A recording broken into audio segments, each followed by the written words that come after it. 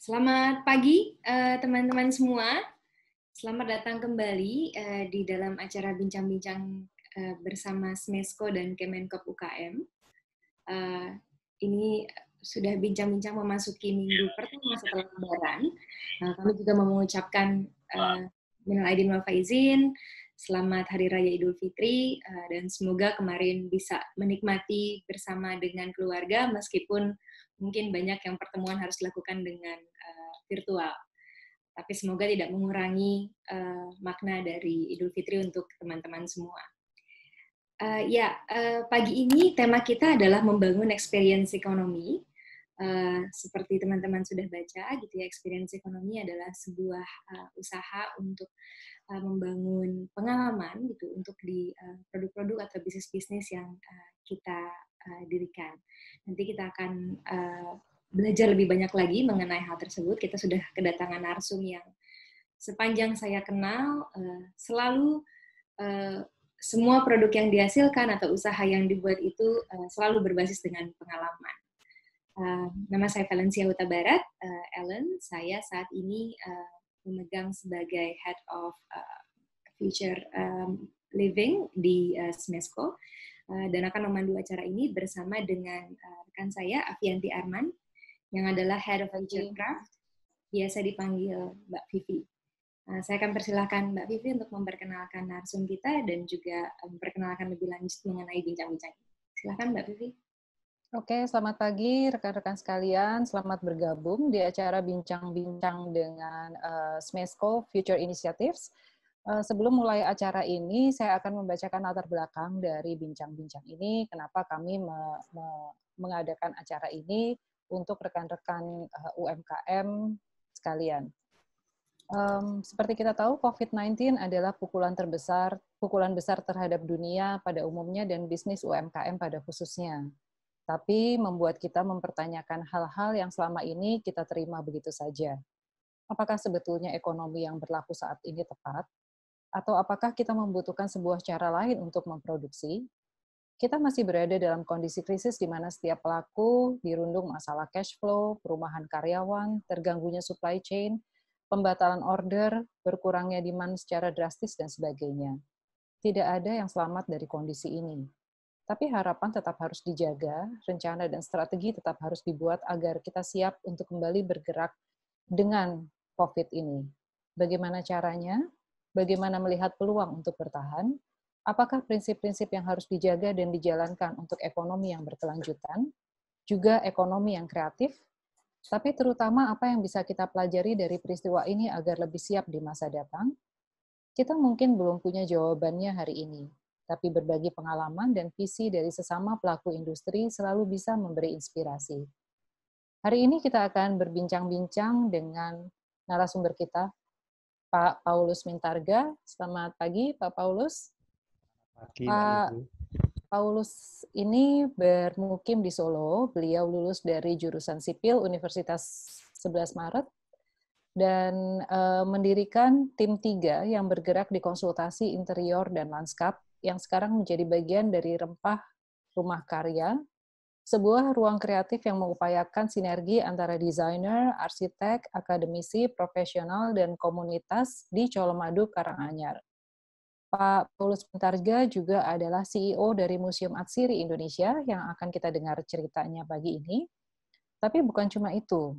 Pak Paulus juga adalah konseptor dari berbagai proyek dan inisiatif seperti Rumah Turi Butik Hotel di Solo, Gria Tawang Health and Wellness Resort di Tawangmangu, Green Host Boutique di Jogja, Ayom Java Village di Karanganyar, dan Mezzanine Restoran di Yogyakarta. Dan saat ini yang sedang dalam proses realisasi adalah Selayar City Marina World, kawasan wisata di Sulawesi Selatan, dan Gusung Bugis Resort di Belitung, Bangka Belitung.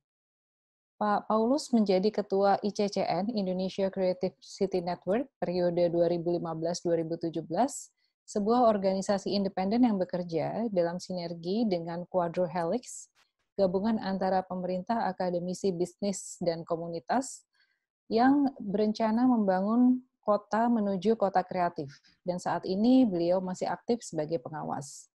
Terakhir, beliau juga adalah Ketua Divisi Desain dan R&D Asmindo, Asosiasi Mebel dan Kerajinan Indonesia untuk periode 2017 sampai 2019. Jadi betul seperti kata Ellen tadi, Pak Paulus ini aktivitasnya banyak sekali, dan betul juga bahwa setiap hal yang diinisiasi oleh beliau berujung sukses. Kita dengar bagaimana kiat-kiat dan usaha dari Pak Paulus, khususnya yang menyangkut mengenai rumah asiri dan experience ekonomi berikut ini. Silakan Pak Paulus. Terima kasih Mbak Vivi dan selamat pagi teman-teman semua. Tadi sudah diperkenalkan oleh Mbak Vivi, saya Paulus Mintarga dari Solo, gitu ya. Keterangannya tadi sudah cukup lengkap.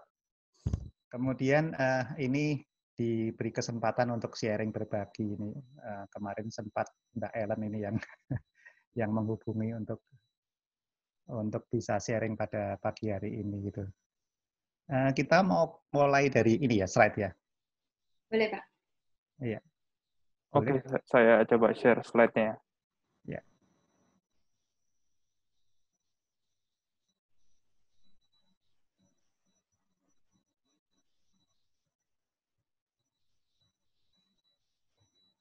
Ya, Rumah Arsiri Indonesia dan sekitarnya gitu ya. Jadi memang kebetulan di Rumah Arsiri ini, istilahnya kalau bahasanya orang marketing itu value proposition-nya itu memang experience essence gitu ya. Jadi kebetulan sih tema yang dipilih kok bisa pas juga gitu, tentang experience ekonomi gitu. Oke, next.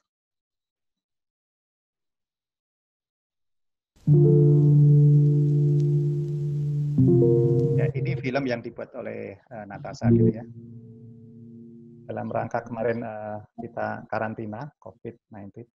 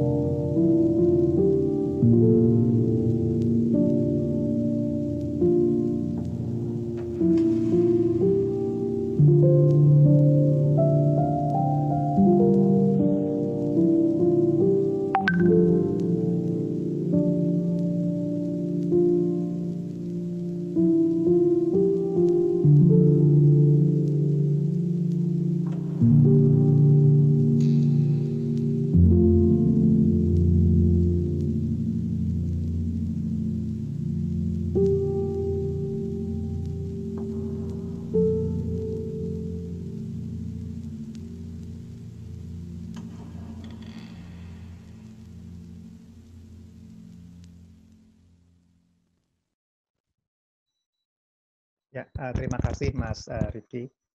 Jadi tadi memang tadi dibuat pada waktu karantina kemarin, dan sebenarnya ini film ini kan supaya penggambaran ruangnya gitu ya, kalau istilahnya Mbak Vivi itu kan penggambaran ruangnya itu bisa lebih terasa gitu, bahwa meskipun kosong tapi kita punya gambaran rumah arsiri Indonesia secara sepintas ya, secara garis besarnya gambaran ruangnya seperti itu. Nah, di slide ini sebenarnya ini adalah sejarah gitu ya, timeline-nya gitu.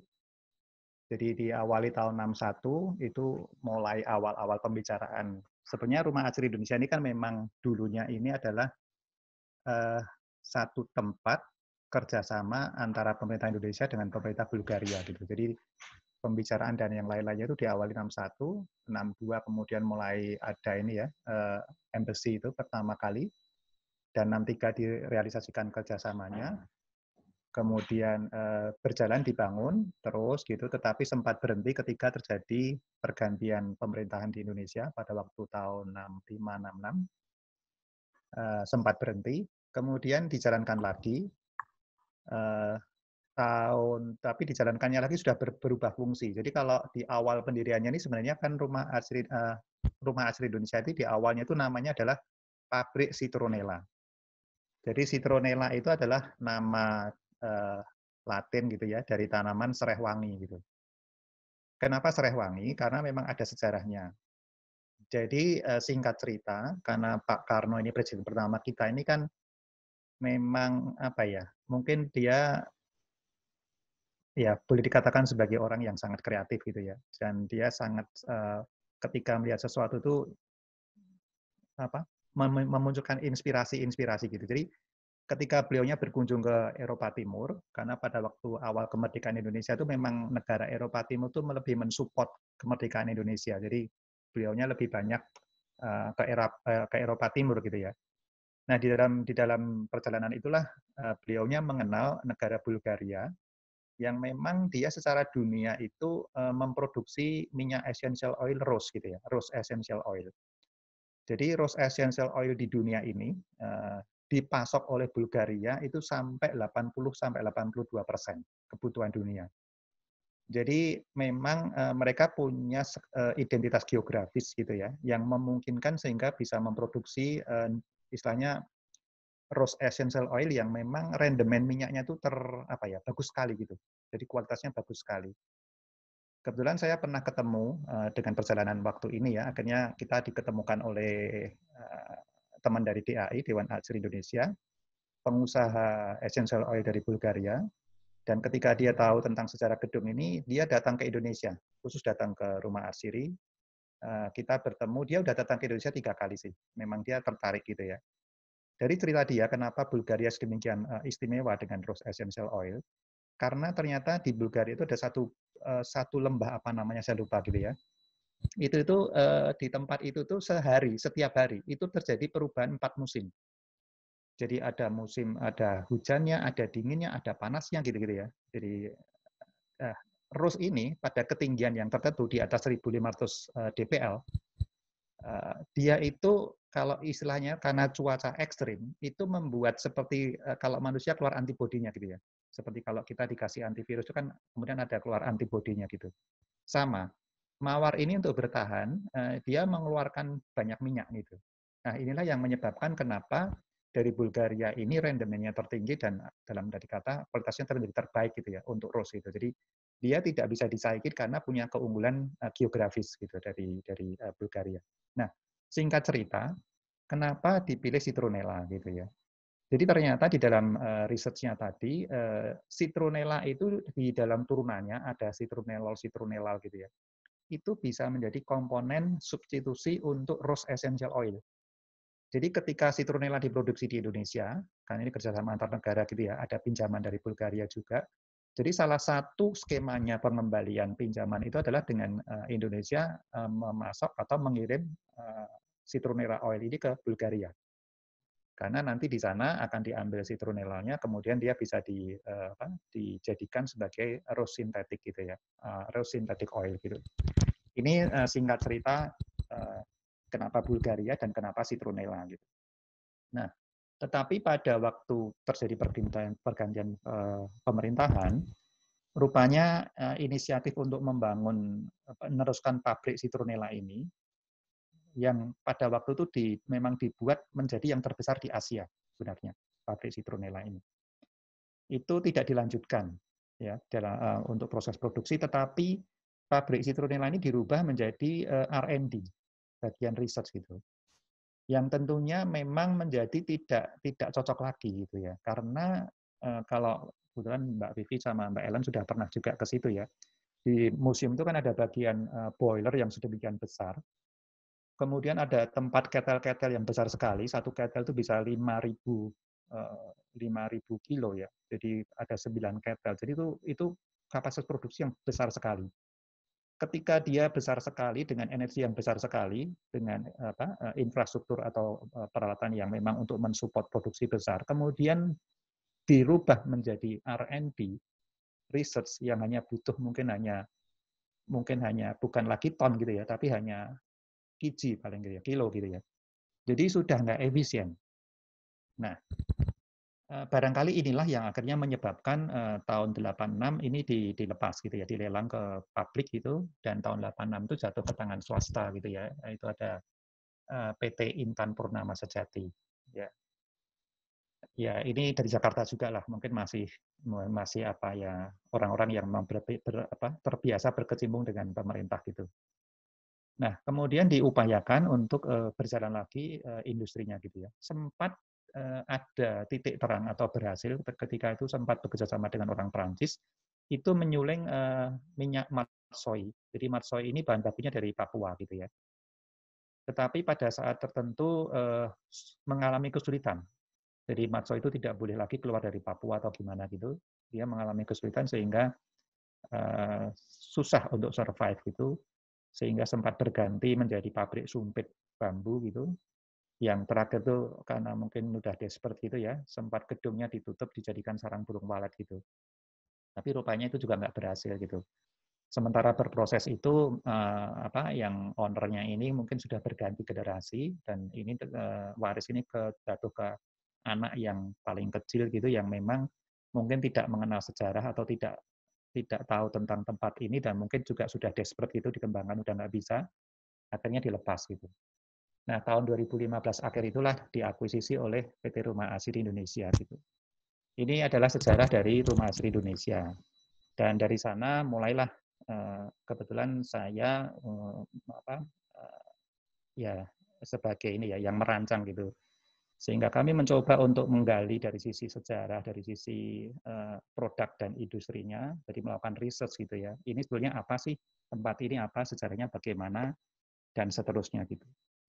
Dan ternyata karena memang sudah tidak ada mesin sama sekali, jadi tahun 2010 ketika akan shutdown itu, produksi sudah berhenti itu, mereka akan menjual tempat ini beserta semuanya gitu ya. Tetapi kesulitan rupanya untuk menjual ini dan tahun 2012 akhirnya yang dijual duluan itu adalah logam. Logam di sini adalah mesin, pipa semuanya gitu ya, termasuk ya karena ini dilelang ke orang Madura kan cuma di kilo gitu ya. Kabel listrik pun juga habis gitu. Jadi benar-benar habis gitu, tinggal bangunan struktur dan sempat terbengkalai cukup lama gitu ya. Hampir 5 tahun berarti terbengkalai gitu sehingga ya sudah seperti bangunan yang rasa-rasanya orang ke sana aja udah mungkin jadi bukan tidak berminat ya, tapi mungkin segan atau mungkin ada yang takut gitu ya. Nah, itulah kondisi terakhir pada waktu kita ke sana gitu ya. Jadi dari situlah kita mengawali untuk melakukan riset tadi dan kemudian akhirnya berkembang seperti yang sekarang ini, meskipun sekarang ini pun sebenarnya belum selesai, masih on progress atau proses juga gitu. Ya, itu mungkin sementara mengenai timeline ini gitu ya. Next, mungkin boleh dilanjutkan. Ya, jadi ini adalah layout-nya gitu. Luas site-nya sekitar 23.000 atau 23 hektar ya, 23,6 hektar gitu. Itu yang di blok merah itu adalah bangunan yang dibuat tahun 60-an lah ya, 61, 62 atau 63 gitu. Itu yang dibangun di awal-awal gitu. Kemudian yang orange itu adalah yang dibangun tahun 86. Gitu. Sedangkan yang biru-biru itu sebenarnya itu yang biru itu ada yang salah itu. Sebenarnya biru yang paling ujung kanan itu harusnya merah karena itu adalah tandon air gitu ya. Tandon air itu sudah ada sejak pertama kali dibangun karena memang karena ini mungkin karena waktu itu punya negara gitu ya. Jadi persis di depan di belakang melingkar bangunan ini ada saluran irigasi. Kenapa? Karena di dalam proses destilasi ini memang dibutuhkan air untuk kondensasi gitu ya. Jadi dia ada saluran irigasinya yang khusus masuk ke pabrik ini, ditampung untuk sebagai sumber air utama, baik itu kebutuhan air untuk produksi maupun untuk kondensasi gitu. Tetapi setelah dia dipakai, dia dibuang lagi keluar ke irigasi lagi. Jadi menarik irigasinya dari ujung. Kalau yang mengecil itu adalah ujung timur, yang kiri itu ujung barat gitu ya. Jadi dia melingkar di belakang dari ujung timur sampai ke ujung barat gitu. Jadi dia masuk, dipakai, kemudian nanti dikeluarin lagi gitu. Jadi ini istilahnya pinjem pakailah untuk saluran airnya ini. Ya ini yang kita teruskan karena menarik sekali gitu. Jadi kita hanya menggunakan lewatnya air aja gitu ya. Nah kemudian yang biru yang agak seperti letter L itu sebenarnya dibuat baru. Jadi mungkin ketika sudah berhenti, penjaga di sana iseng buat kolam ikan gitu kan. Jadi itu yang bangunan baru dan memang sudah nggak bisa dipakai karena bocor semua gitu. Itu yang nanti akhirnya kita konservasi, revitalisasi atau di bangunan baru dengan sebagai greenhouse gitu. Oke, next. Ya, ini beberapa dokumentasi ya. Pada waktu dia masih ada, masih eksis gitu. Jadi pada zamannya memang ini menjadi benchmark-nya ini. Semua industri asri yang Indonesia yang sekarang yang besar-besar itu semua pernah ke sini. Jadi mereka tahu semua tentang keberadaan dari rumah asri ini atau pabrik Citronella pada waktu itu ya. Jadi memang pada waktu itu dibuat dengan standar yang sangat tinggi lah, bagus sekali. Teknologinya juga yang terbaru gitu pada waktu zamannya gitu. Materialnya juga luar biasa, jadi pakai tembaga. Itulah yang menyebabkan kenapa akhirnya dijual kiloan, karena memang harga tembaga di kilo tuh tinggi sekali harganya. Jadi pada waktu dijual kiloan semua itu katanya sih mereka masih bisa mendapatkan uang yang cukup lumayan gitu katanya. Karena memang banyak tembaganya gitu. Oke, next. Ya, ini sebetulnya justru balik gitu ya, flashback ini what we do now itu sebenarnya ini adalah sebelum pandemi sebenarnya. Jadi ketika itu apa sih yang sudah ada profil. Nah, di sini yang kelihatan ada aktivitinya, mungkin bisa dicoba diputar gitu ya. Aku bercita-cita rumahku selalu. Itu bukan ini. Oh, ini kayak Butterfly gitu kayak enggak tahu. Ayo gimana aku? Tempatnya bagus banget. Makasih. Ada. Bagus banget ya tempatnya.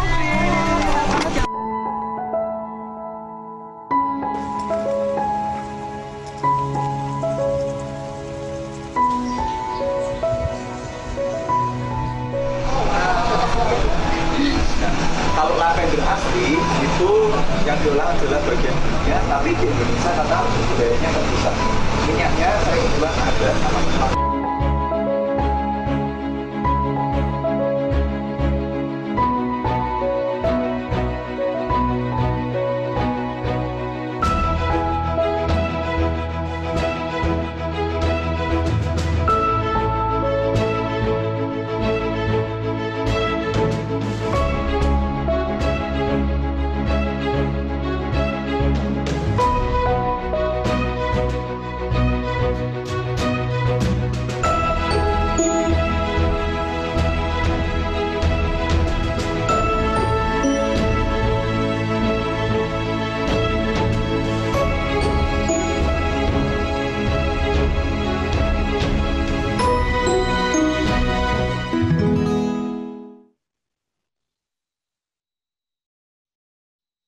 Ya, itu gambaran tentang activity yang ada gitu ya. Memang banyak experience-nya gitu.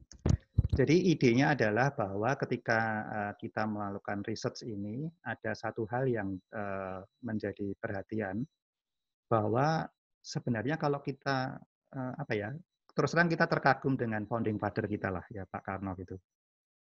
Dia sangat jeli dan visioner gitu menurut saya. Jadi kan dia kan berusaha untuk membuat sesuatu yang sebenarnya memang Indonesia itu cocok untuk dikembangkan ini. Jadi ini kan sebenarnya agro industri gitu ya.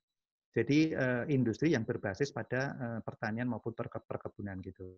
Dan dia cari yang the best gitu untuk sebagai partner maupun teman maupun yang bisa menjadi mentor gitu untuk membuat satu pabrik yang nggak tanggung-tanggung. Dia mencoba untuk membuat yang besar. Tentunya ini melakukan hasil dari research gitu ya. Jadi apakah yang cocok di tempat ini gitu sehingga muncul Citronella. Dan memang kenyataannya sekarang ini Indonesia termasuk salah satu yang di Citronella memang cukup kuat sih. Selain India gitu memang kuat sekali gitu. Tapi ini termasuk yang memang di Indonesia itu cocok untuk ditanam gitu. Nah, bagaimana kita cara apa ya? Di satu sisi berusaha mengelaborasi tetapi juga melanjutkan gitu ya. Karena memang ini susah sekali untuk dilanjutkan menjadi produksi dalam artian seperti semula. Pertama, kami nggak punya background di bidang ini. Ini sesuatu yang baru, hasil riset baru gitu. Tetapi bagaimana visi atau cita-cita ini paling tidak kita berusaha untuk bisa meneruskan sebagian juga nggak apa-apa sih sebenarnya gitu ya. Jadi bagaimana ini bisa menjadi sesuatu yang memang punya kompetensi di bidang arsiri dan bisa memberikan kontribusi untuk banyak orang gitu. Karena kita punya keterbatasan knowledge di bidang industrinya, akhirnya kita mencoba mentransformasikan industrial heritage ini kepada kami menyebutnya sebagai edu recreation gitu ya, edu rekreasi gitu. Jadi oke lah, karena kenyataannya begini, pada awal-awal dulu ketika kita mengetahui bahwa ini adalah pabrik citronella yang bagian dari arsiri itu, ketika kami ngobrol dengan banyak orang tentang arsiri, ya bahasa saya adalah dari 10 orang mungkin 6-7 orang itu nggak tahu itu apa arsiri. Rasanya aneh ketika bangsa kita ini pernah punya cita-cita menjadi yang salah satu terbesar di Asia, tetapi masyarakat tidak tahu, nggak paham apa itu arsiri gitu kan. Jadi oke lah, berarti minimal kita bisa berkontribusi untuk mensosialisasikan minimal bahwa arsiri itu ada di sini dan dia punya potensi. Maka salah satu yang terbesit pada waktu itu museum lah, gitu ya. Saya waktu sempat Pak Vivi juga sempat kita ngobrol tentang ini ya, tentang museum itu. Jadi museum itu kami pikir adalah bagian dari edukasi yang umum. Semua usia bisa, gitu kan. Ini edukasi yang apa ya? Ya memang bisa setiap orang bisa hadir atau bisa belajar atau bisa melihat gitu ya. Dan ini harus dibuat dengan cara yang lebih menarik gitu ya, supaya orang juga ingin datang dan melihat gitu. Nah inilah awal mula yang terbersit gitu ya. Kemudian supaya pengalaman itu bisa lengkap bagaimana? Ya udah, kita buat serial yang istilahnya itu bahasanya experience tadi benar sekali, mulai dari cocok tanam, mulai pembibitan, bertanam, panen, kemudian tadi ada proses destilasinya, ya sampai end produknya itu perlu diadakan supaya orang tidak hanya melihat, tetapi juga bisa ikut mengalami dan merasakan. Nah, di dalam perkembangannya akhirnya kita melihat bahwa oh ini ternyata ada potensi yang bisa dikembangkan dari aspek produksi. Akhirnya kita mencoba untuk membuat produksi plant, tapi tetap dibatasin gitu ya dalam arti kata dengan kapasitas lab produksi lah. Jadi supaya di tempat ini memang ya sudah diniatkan untuk bagian dari proses edukasi, tetapi di dalamnya juga ada proses produksi di mana ini menjadi satu bagian ekosistem kalau misalnya kita menyebutnya gitu ya. Jadi keperluan untuk dunia arsir ini kita mencoba untuk merangkai satu ekosistem gitu ya. Supaya mulai dari proses tadi menanam atau belajarnya tadi itu bisa cukup lengkap gitu. Nah, inilah yang akhirnya dilakukan dan memang tahap berikutnya nanti kita akan sampai mengarah kepada ada semacam akomodasi dan seterusnya ya. Dan kebetulan kemudian masih ada lagi sih plan-plan untuk berikutnya membuat ekosistem yang lingkarannya lebih besar lagi gitu ya. Termasuk bagaimana keberadaan rumah arsiri di tengah-tengah desa Plumbon, kontribusi atau sinergi apa dan kolaborasi apa yang bisa dilakukan oleh rumah arsiri dengan desa Plumbon gitu ya. Itu adalah bagian-bagian yang nantinya akan menjadi program dari Rumah Arsiri Indonesia. Oke. Next, mungkin bisa dilanjutkan.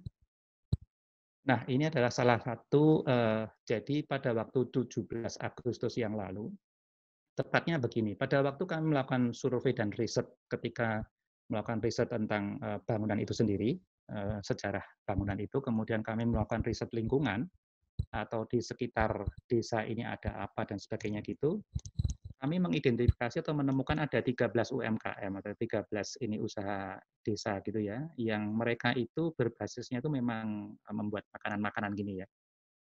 Nah, dari kebetulan salah satu partner kita itu bergerak di bidang ini juga, di bidang snack gitu.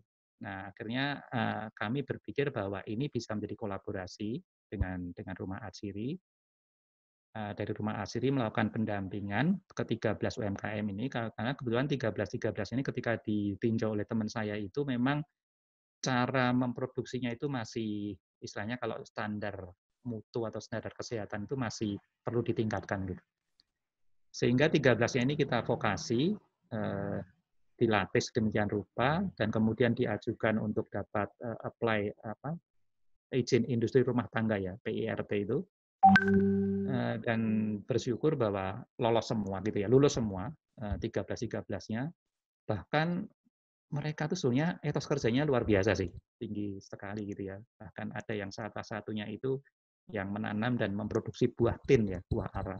Itu akhirnya cukup terekspos, bahkan dia akhirnya karena dapat exposure ini dia sempat diekspos oleh salah satu televisi swasta dan akhirnya berkembang cukup bagus. Kemudian ada juga yang dia itu menggoreng daun-daunan gitu.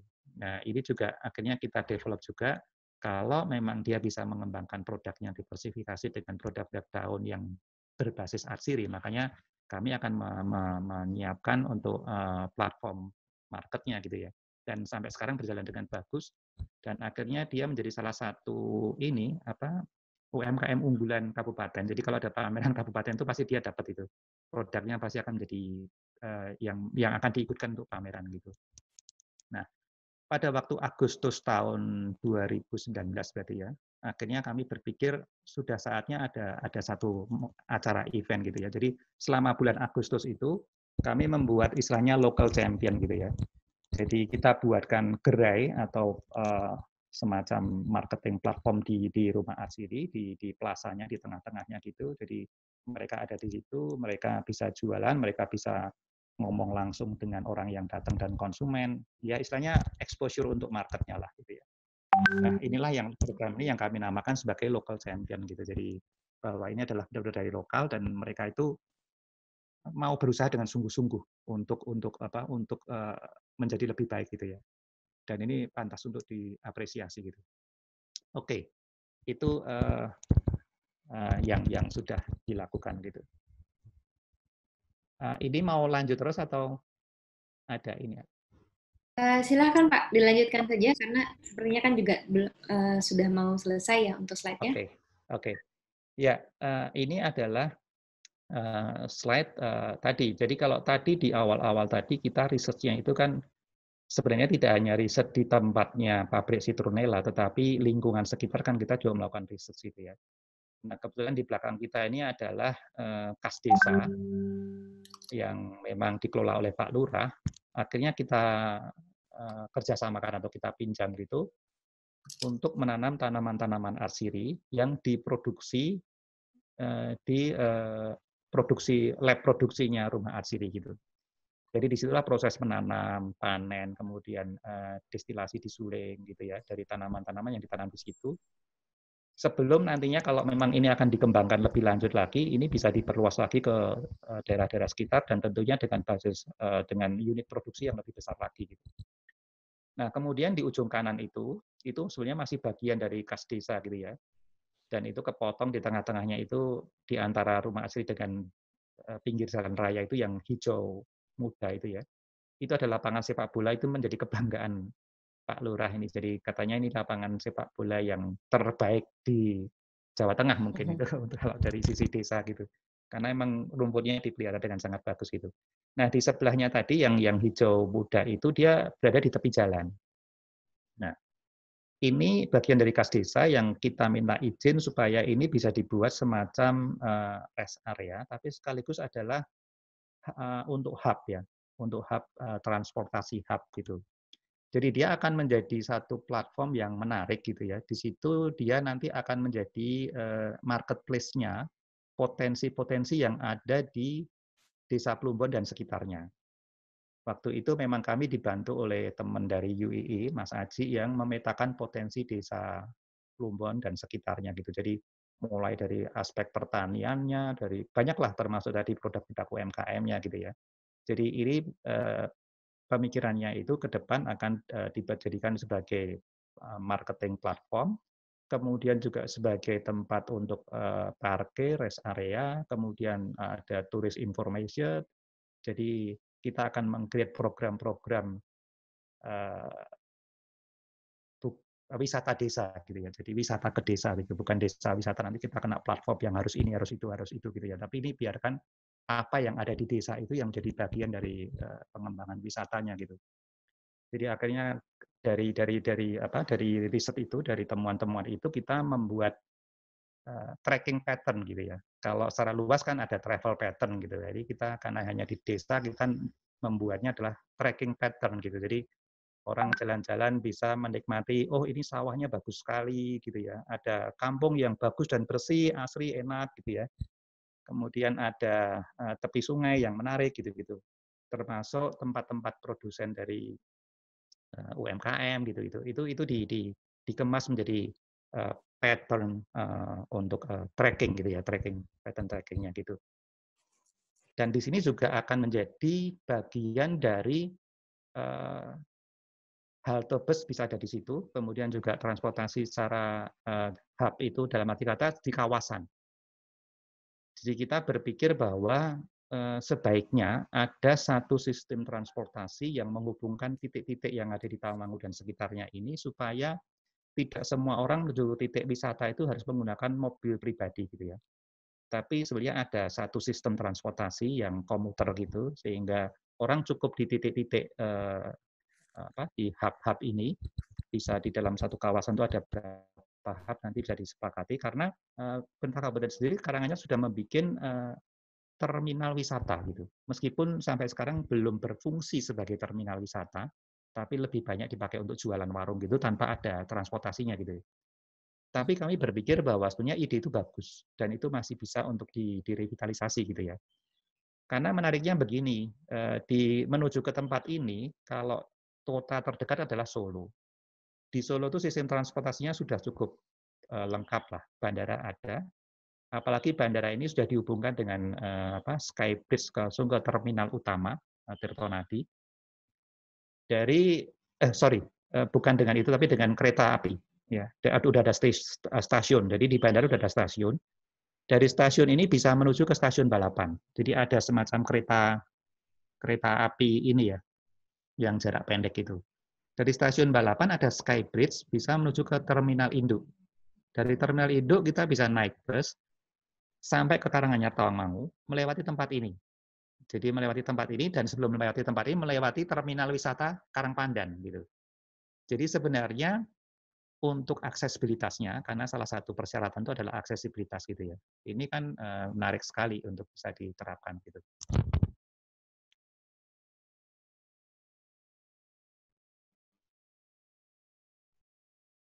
Ya.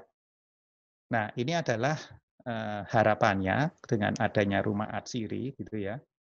Untuk kedepannya supaya secara kalau kita mau mengembangkan destinasi itu kan mestinya perlu atraksi yang lebih komprehensif, atraksi yang lebih lengkap gitu. Dan di dalam pemetaan itu salah satu yang harus kita bukan harus ya, tapi menjadi patokan kita di dalam pemetaan itu adalah kita punya urut-urutan lah. Yang pertama kali kita coba identifikasi potensi geografisnya atau tentang geografisnya. Ya, kita tahu bahwa di situ ada Gunung Lawu. Dan Gunung Lawu ini memang yang menjadi yang utama karena peradabannya ini kan kalau kita lihat Sangiran pun kan juga ada Lawu purbanya di situ ya. Kemudian Gunung Lawu ini sangat punya sejarah yang panjang tentang kerajaan di Indonesia karena Raja Majapahit yang terakhir pun juga berada di sini. Makanya kenapa di situ ada desa Hindu, di situ ada candi Hindu gitu ya. Karena memang dulu Raja Brawijaya yang terakhir itu dia bersemedi atau berininya di situ ya di Gunung Lawu gitu. Nah, Gunung Lawu menjadi titik pusatnya karena banyak atraksi dan yang bisa di-create gitu di Gunung Lawu gitu ya. Mulai dari mendaki gunung lah, trekking lah, banyak sekali termasuk banyak orang sekarang yang suka naik jeep gitu ya, experience naik jeep itu ke kebun teh di Kemuning itu yang sangat signifikan juga. Ada Candi Sukuh, ada Candi Cetha gitu. Masih banyak sekali ada waterfall gitu dan ternyata memang dengan radius sekitar 15 km itu ternyata rumah atsiri masih ada di dalam radius itu gitu. Ini adalah plan ke depan yang bisa ongoing plan lah ya, yang bisa dikembangkan. Dan di sana juga sebenarnya ada ini, yang menarik adalah ada Balai Besar Penelitian dan Pengembangan Tanaman Obat dan Obat Tradisional. Ini sudah ada sejak zaman Belanda juga ini. Jadi di sana ternyata banyak potensi-potensi yang secara layering itu dari waktu itu ya, punya sejarah yang cukup lumayan gitu dan punya spesifikasi yang cukup kuat sebenarnya gitu. Nah inilah yang nanti akan mendasari ketika kita akan mengelaborate lebih jauh dari aspek kawasan gitu sehingga dia sebagai tempat destinasi nanti akan kita coba untuk menemukan DNA-nya apa sih yang kuat gitu. Ya, mungkin itu sementara yang bisa saya sampaikan. Ya, terima kasih Pak Paulus. Jadi seperti tadi teman-teman semua sudah lihat, satu hal yang jelas, usaha yang dibangun Pak Paulus ini tidak pernah usaha yang terburu-buru ya Pak ya. Selalu mengambil waktu, melihat semua potensi dan meneliti. Nah, kita juga sudah membicarakan ini sebenarnya di sesi-sesi sebelumnya, betapa pentingnya untuk UMKM ke depan meningkatkan fungsi riset, baik untuk produk maupun untuk konteks berusaha. Nah, salah satunya yang juga tadi presentasikan oleh Pak Paulus. Kalau saya lihat ya Pak, itu risetnya cukup mendalam ya Pak. Jadi bukan hanya riset tentang sejarah rumah atsirinya sendiri, tidak hanya riset tentang atsirinya itu apa saja, potensi-potensi atsiri yang ada dan bisa diciptakan, tapi sampai riset mengenai daerah, mengenai potensi-potensi daerah tersebut yang mungkin kadang-kadang kalau kita membuat usaha kita sering tidak merasa bahwa ada hubungannya gitu ya. Dan juga ada riset bagaimana kemudian rumah atsiri ini bisa menjadi sebuah ekosistem. Jadi ketika berada di dalam satu lokasi dengan produk yang sangat spesifik atau produk yang memang spesifik berbasis atsiri, itu yang kalau tadi dari presentasinya kita melihat bagaimana Pak Paulus juga berusaha menghubungkan dengan lingkungan sekitarnya, apa saja yang ada di sana dan bagaimana mereka bisa berkelindan gitu ya dengan rumah atsiri, baik sebagai sebuah lokasi, sebuah ruang fisik maupun produk yang dihasilkan. Kenapa riset ini menjadi penting sekali Pak untuk rumah atsiri atau untuk Pak Paulus sendiri ketika membangun sebuah bisnis? Sebenarnya begini, ini sebenarnya back to basic ya, dalam pengertian bahwa ya kalau agak sedikit ininya kan bahwa kita tahu bahwa setiap manusia itu kan diciptakan katanya DNA-nya belum ada yang sama kan, jadi pasti ada DNA-nya. Yang the greatest creator lah yang menciptakan itu gitu kan. Sebenarnya hal ini juga berlaku untuk tempat. Jadi setiap tempat itu pasti ada DNA-nya gitu ya. Nah, sampai sejauh mana kita mencoba untuk mengidentifikasi, melakukan riset itu, sebenarnya tempat ini DNA-nya apa sih? Sekarang bayangkan, kalau kita ingin membuat segala sesuatu supaya dia punya, apa ya, istilahnya punya daya yang lebih, itu kan pasti memerlukan proses yang panjang, perlu waktu gitu. Nah, bayangkan proses yang sudah dialami tempat itu kan sudah ada proses yang panjang. Bayangkan dia udah ada sejak tahun 60, bahkan yang Gunung Lawu sejak Lawu Purba gitu.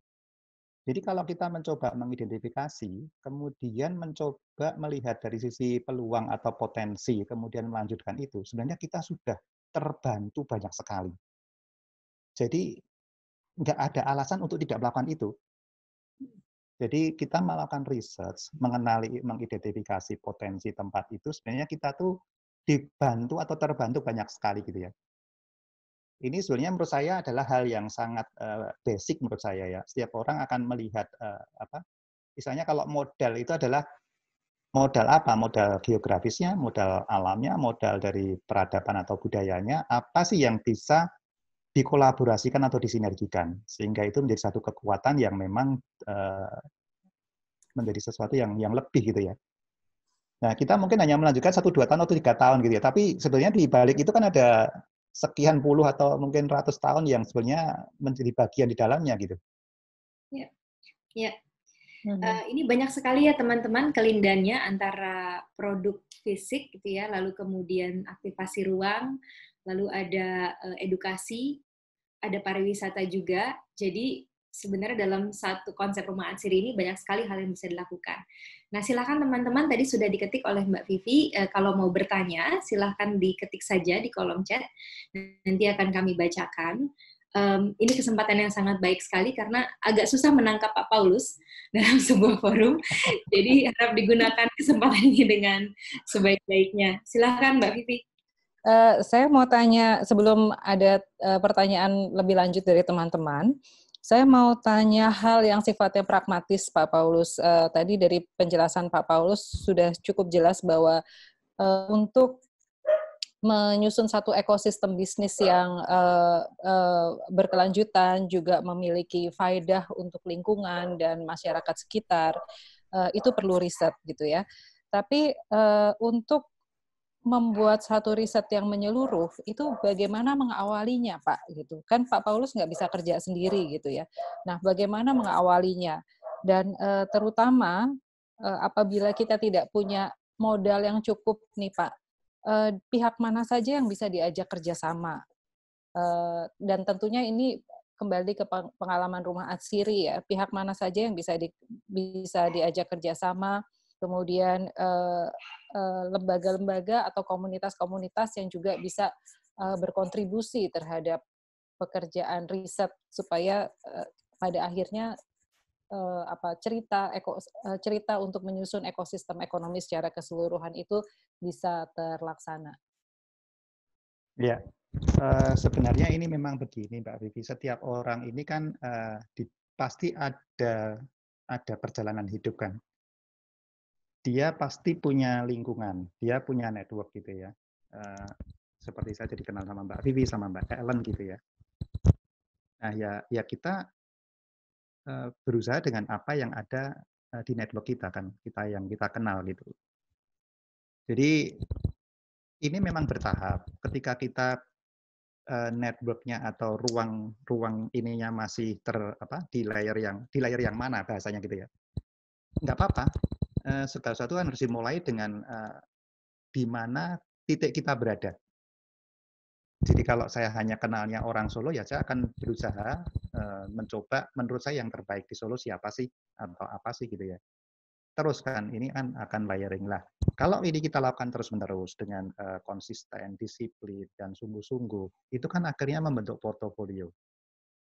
Nah, portfolio inilah nanti yang akhirnya menyangkut tadi Mbak Vivi juga mengatakan bagaimana dengan modal dan sebagainya.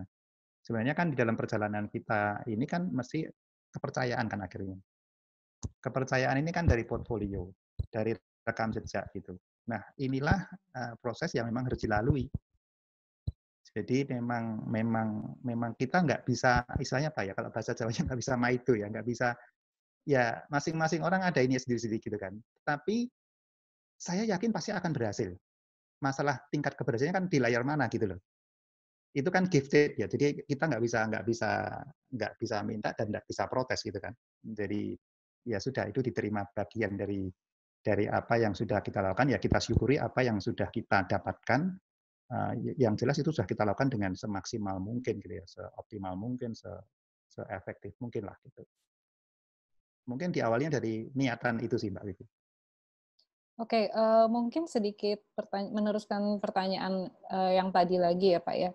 Bagaimana dengan peran dari institusi pendidikan seperti universitas? Kalau tadi Pak Paulus kerjasama dengan Mas Aji dari UII, itu dalam kapasitas dia sebagai personal atau memang mewakili satu institusi pendidikan? Karena kan kalau misalnya bekerja sama dengan institusi pendidikan, ada semacam bukan kesetaraan, tapi masing-masing bisa memperoleh keuntungan gitu misalnya. Atau bagaimana dengan pemerintah daerah, sejauh mana kontribusi pemerintah di dalam mengembangkan potensi dari Desa Plumbon ini, di mana Rumah Atsiri berada, dari pengalaman Rumah Atsiri. Ya. Jadi saya beruntung sih akhirnya ketemu sama Mbak Ellen juga itu ya, kenal dengan Kota Kreatif tentang ini, komunitas kreatif itu. Jadi di komunitas kreatif atau di Kota Kreatif itu kan ya akhirnya menjadi banyak orang mengatakan tentang quadruple helix, pentahelix gitu ya. Di mana berdasarkan mungkin dari pengalaman-pengalaman riset teman-teman yang lain yang sudah mengembangkan tentang dunia kreatif ini, itu kan memang sudah ada paling tidak 4 aktor itu ya. Jadi ada dari birokrasi, ada dari akademisi, kemudian ada juga dari bisnis, dan ada dari komunitas atau masyarakat gitu. Nah, sekarang kita posisinya di mana? Kalau kita posisi di bisnisnya, berarti kan kita perlu juga untuk mencari apa ya, kolaboratifnya di mana sih dengan akademisi, kemudian dengan birokrasi, kemudian juga dengan komunitas atau masyarakat tadi. Ini menurut saya benar gitu ya. Maksud saya memang itu satu pendekatan yang bagus menurut saya gitu. Jadi pada waktu itu memang kebetulan saya cukup ini dengan Mas Aji gitu ya dari UII gitu, dan ya tadi karena memang semuanya ada unsur ini ya, ada unsur apa keberuntungan gitu ya. Jadi kebetulan si Mas Aji ini kan memang dia punya aktivitas yang melakukan research ini. Nah, ketika itu sebenarnya kita ngomongnya pada waktu itu konteksnya tentang bambu sih sebenarnya. Tapi dari apa yang dia sampaikan atau dia yang dia lakukan itu, ya kami minta tolong lah untuk coba dong ini bisa nggak ada fasilitas nggak sih untuk melakukan research ini. Lah terlepas apakah itu dengan institusi atau dengan pribadi, bagi saya ini tergantung dari di stage mana kita berada gitu ya. Karena mohon maaf sebelumnya gitu ya, dari pengalaman ini, kalau kita masih terlalu di awal dan prematur, kalau kita dengan birokrasi biasanya malah nggak jalan. Susah gitu. Karena misalnya nih, kita baru punya ide gitu ya. Ayo kita buat kawasan wisata kesehatan di Tawangmangu gitu. Kalau kita belum berbuat apa-apa, pertama bisa nggak didengarkan. Kedua, kalau didengarkan pun kemudian mereka ini kan dijadikan semacam proyek gitu ya. Jadi ya sudah lari nanti sesuai dengan kebutuhan proyek, bukan lagi kebutuhan bahwa itu diperlukan dan dibutuhkan, tetapi itu bisa jadi proyek gitu loh. Lari gitu. Jadi pengalaman membuktikan bahwa mendingan kita duluan. Jadi kalau seringkali kan kita ngomong bahwa kalau kita punya ide atau kita mau usul ya kita harus bayar gitu kan. Ya kita harus lakukan sendiri dulu gitu. Nah, dengan kita melakukan kemudian ada portfolio, itu jauh lebih gampang, jauh lebih mudah bahasanya. Ketika orang sudah melihat, oh udah jadi, udah ini ya, itu lebih mudah diterima. Dan kita bahasanya juga lebih bisa nyambung gitu. Nah, kebetulan keberadaan Rumah Asri akhirnya kan mendapat istilahnya audiensnya cukup oke gitu ya. Nah, ini mau tidak mau kan tetap menguntungkan daerah. Nah, inilah yang mungkin juga membuat kita berkomunikasi dengan birokrasi menjadi lancar gitu. Jadi birokrasi akan menjadi posisinya sebagai fasilitator. Karena kalau kita belum siap, bisa jadi dia melebihi posisinya sebagai fasilitator. Dia bisa menjadi, dalam tanda kutip, bisa menjadi diktator loh. Jadi karena kan mungkin harus seperti ini gitu kan. Jadi kan ini kan bukan apa-apa ya, tapi ini maksud saya dari pengalaman mendingan kita itu berjalan dulu. Jadi kita harus mau ada effort-nya lah ya. Kan memang kita bukan oportunis gitu kan. Lain kalau saya hanya sekedar cari project sih ya udah apa jadinya ya monggo, yang penting project jadi gitu. Tapi ini kan kita swasta, kita kan nggak ada arah ke sana lah. Jadi kita ya karena saat ini sedang seperti itu gitu. Ya memang harapannya dengan kita melakukan ini, semoga ini bisa menjadi sumbangsih lah ya, berkontribusi pada oh ini ternyata model pengembangan itu ada yang seperti ini. Barangkali mungkin ini bisa diadopsi beberapa hal yang memang positif gitu ya, yang bisa dipakai gitu. Ini kalau itu bisa seperti itu ya ini bagian dari kontribusi dan kita bersyukur lah gitu. Lebih seperti itu. Jadi memang kita akhirnya harus ada apanya ya, staging-nya itu harus dipikirkan benar. Kapan kita masuknya kemana dan bagaimana itu perlu untuk dikawal dengan baik sih, Mbak Wifi. Ya. Saya ingin bertanya soal tadi masih terkait dengan riset ya. Kan Rumah Atsiri Indonesia itu masuk di tahun 2015 akhir dan mulai mengembangkan di 2016. Jadi kalau di Tawangmangu, Rumah Atsiri Indonesia ini pendatang baru gitu ya. Yeah. Semua mereka yang sudah punya usaha di sekitarnya. Bagaimana Pak Paulus melalui RAI ini membangun kepercayaan teman-teman di sekitaran Tawangmangu, sehingga misalnya 13 UMKM itu mau bersama dengan Rumah Atsiri Indonesia. Lalu yang kedua, juga mungkin bisa diceritakan Pak, proses risetnya itu, kan tadi dari mulai riset sejarahnya, kemudian riset produknya, lalu kemudian ada riset apa saja UMKM di sekitarnya, lalu ada zonasi juga gitu ya Pak, sampai kemudian meriset bagaimana ekosistem pariwisata di Tawangmangu ataupun di Karanganyar gitu secara lebih luas itu dilakukan. Nah, Pak Paulus mungkin bisa berbagi bagaimana step-step itu dilakukan gitu ya, dari yang paling mikro sampai ke yang makro atau mungkin sebaliknya. Ya, mungkin nanti ada beberapa pertanyaan yang harus diulang ya. Saya konsentrasi yang pertama dulu. Jadi bagaimana untuk mendapatkan kepercayaan dari lingkungan sekitar tadi kan ya, dari orang yang di sekitar sana. Yang terdekat adalah Pak Lurah, gitu ya. Kebetulan sekali, gitu ya. Kebetulan sekali begini. Rumah Asiri ini itu mangkrak cukup lama. Dan Pak Lurah ini cukup pusing gitu dalam arti kata kalau ada lomba kebersihan atau lomba apa tingkat desa, dia paling kena handicap di situ gitu kan. Istilahnya dia kena apa ya? Jadi itu penilaian negatif lah gitu. Jadi ketika melihat barang yang mangkrak, kemudian kita mau bergerak, itu aja dia udah senang. Apalagi diniatkan untuk satu hal yang bagus untuk edukasi.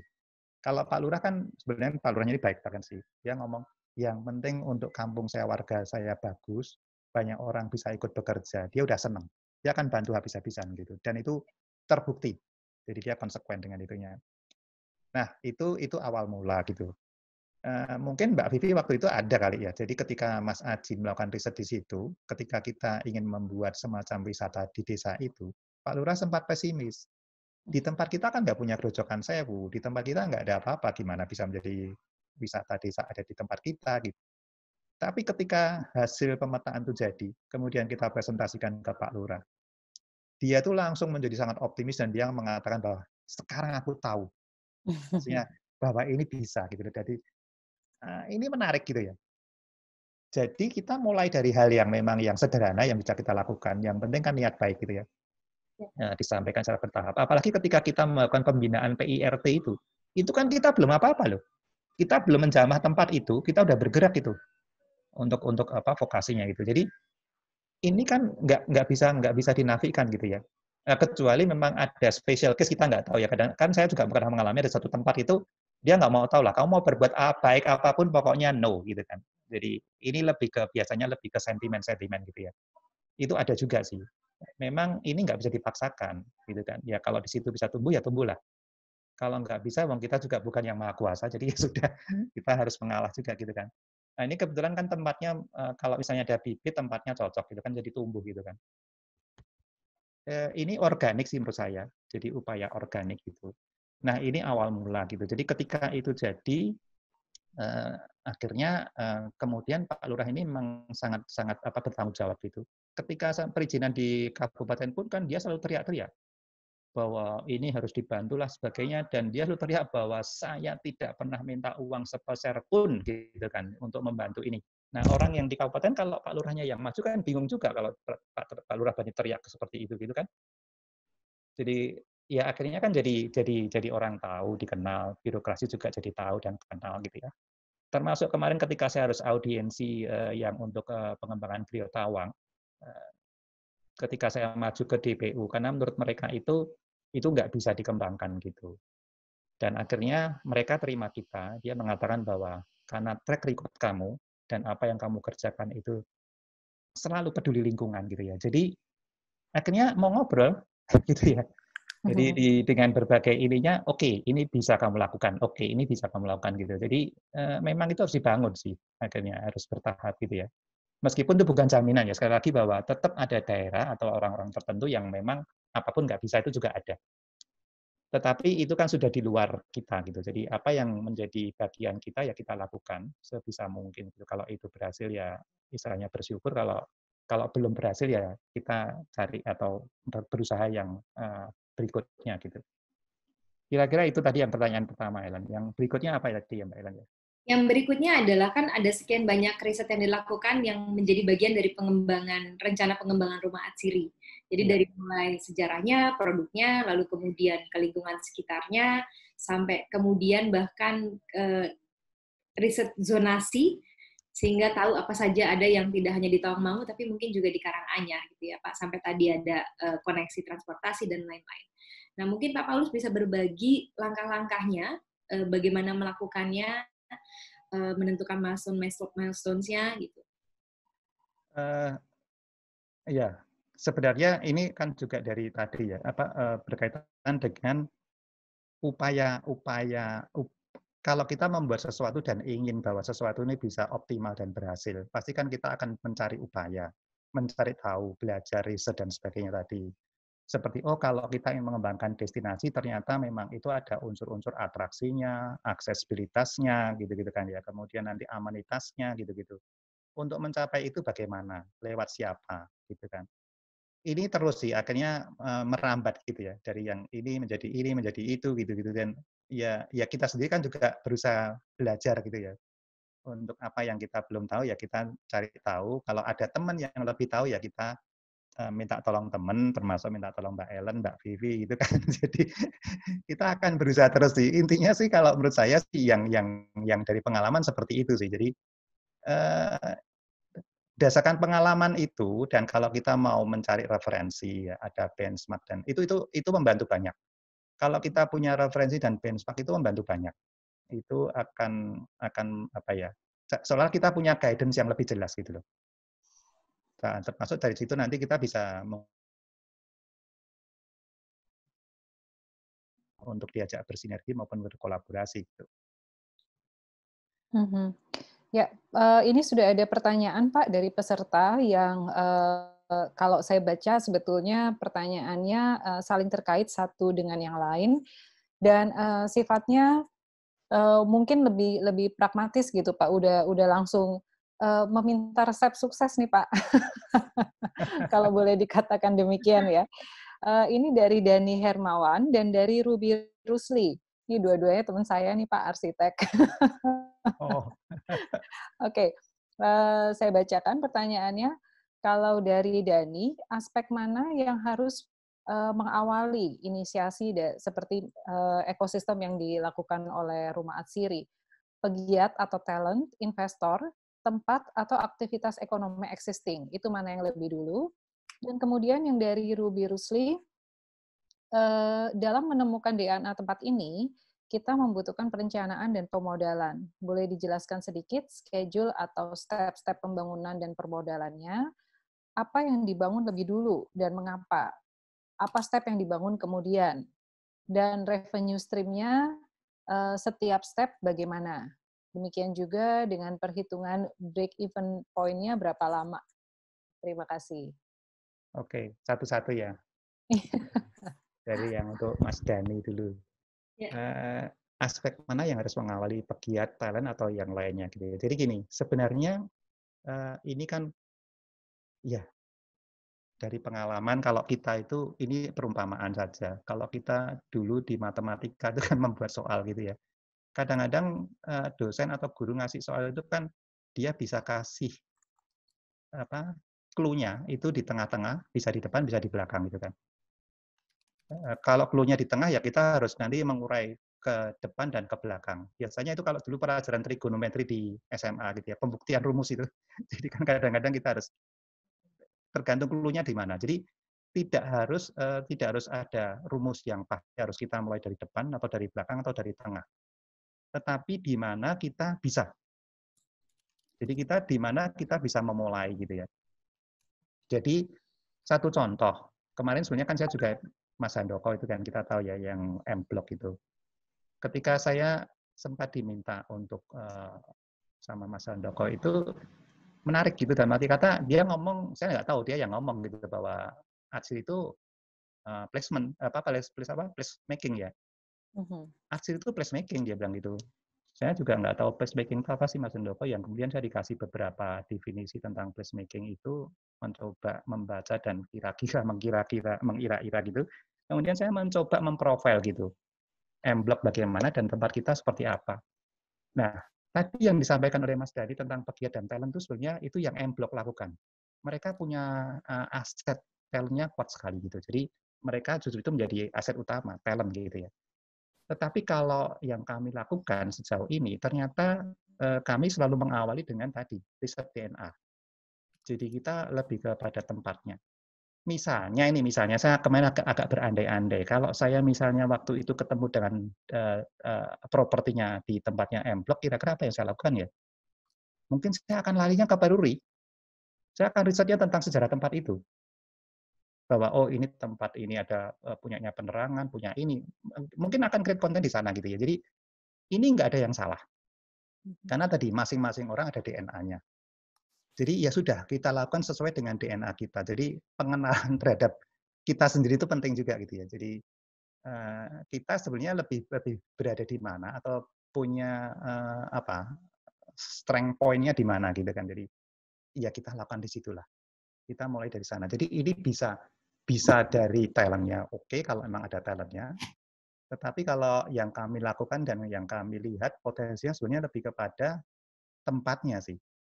Karena tempat itu menurut saya menarik gitu. Apalagi tempat-tempat yang memang dia punya layer sejarah gitu ya. Yang punya layering waktu.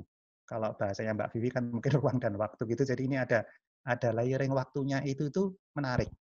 Itu untuk diidentifikasi gitu. Ya itu jawabannya kayaknya sudah cukup di situ ya ininya. Nah, kalau yang tadi dari Mas Ruby tadi, sebenarnya saya tadi sempat menjawab Mbak Vivi tadi ya, ketika bagaimana sih ini menggait investor, tahapannya dan sebagainya. Prinsipnya gini, kalau kita jadi tentang sustainability ya. Jadi kalau nggak salah ya di SDGs itu kan ada goal utama ada 3 itu adalah bahwa sustainable itu harus di aspek ekonominya, kemudian di aspek lingkungan dan di aspek sosial masyarakatnya gitu kan, secara garis besarnya gitu.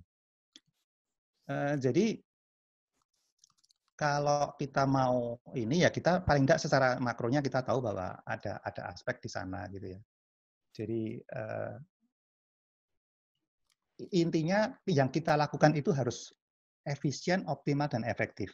Jadi kalau kita breakdown tentang sustain, itu 3 kata ini sebenarnya akan muncul terus. Kebetulan saya pernah ikut pelatihan yang diinisiasi oleh USAID gitu ya tentang sustainability ini, tentang produk pada waktu itu, karena itu di bidang furniture. Setelah saya pelajari semua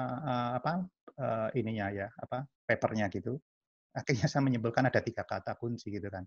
Dia akan efisien, dia efektif, dan dia optimal.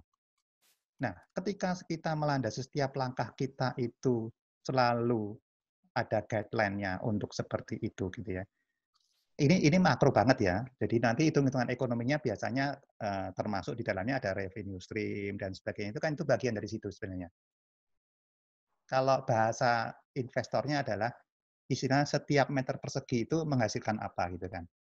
Kan lebih ke situ. Tapi itu intinya kan bagaimana kita mengefektifkan, mengefisienkan dan mengoptimalkan itu lebih ke situ. Jadi kerangka berpikirnya kan makronya di situ sebenarnya.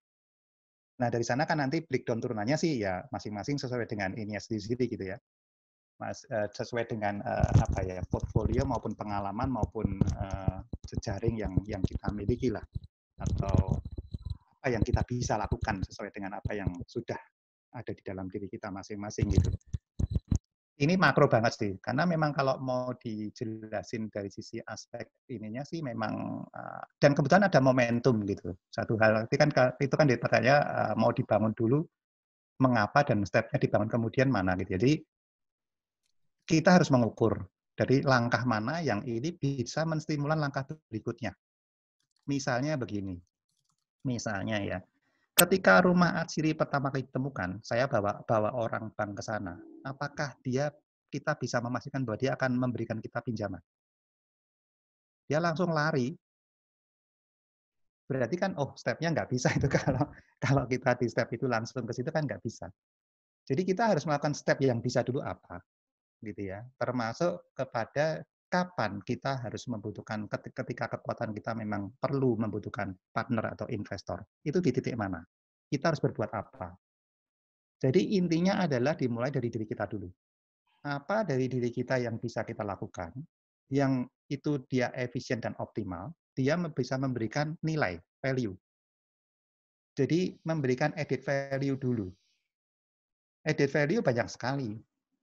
Kalau misalnya, dari pengalaman yang kemarin saya menyusun master plan, akhirnya saya belajar bahwa, ternyata kalau kita bisa menyusun master plan dengan sangat proper, itu udah added value. Dengan master plan itu kita udah bisa jualan loh.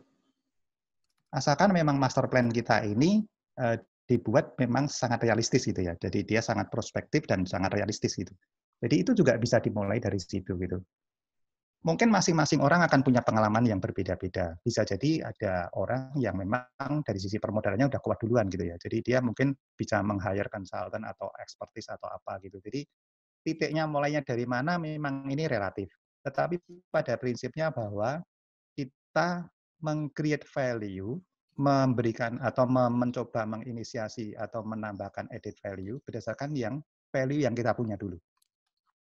Jadi modal kita yang kita punya itu apa, ya itulah yang harus dilakukan. Kadang kita harus menunggu, mengatur waktu dan timingnya tadi kan. Dan memang ini tidak segampang yang diomongkan gitu ya.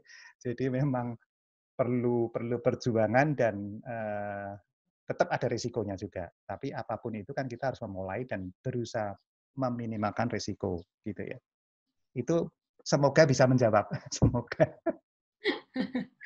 Kayaknya nanti Mas Ruby kalau mau langsung tahu hitung-hitungan di atas kertasnya mesti one on one ini sama Pak Paulus. Semoga terjawab ya untuk Dani dan Ruby. Pertanyaan berikutnya dari Aryo Andito menyinggung statement tentang mencari DNA di daerah asal sebagai titik tolak. Apakah pendekatan yang berkebalikan itu bisa dilakukan? Artinya tidak mencari DNA, tetapi menyuntikkan DNA baru yang selaras dapat dimungkinkan. Gimana Pak? Bisa. Tadi, contoh tadi ya. Tadi seperti M-Block tadi kan dia menyuntikkan DNA baru dengan talent. Ya.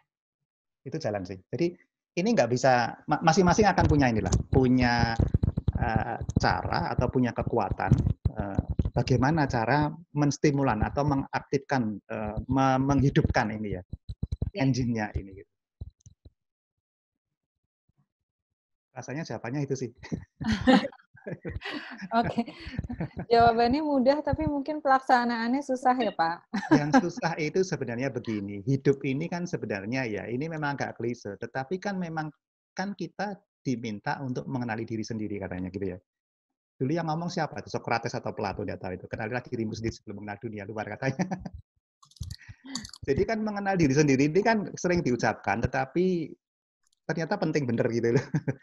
Ya kita ngukur, kita ini bisa apa, dan memulai dari apa yang kita bisa.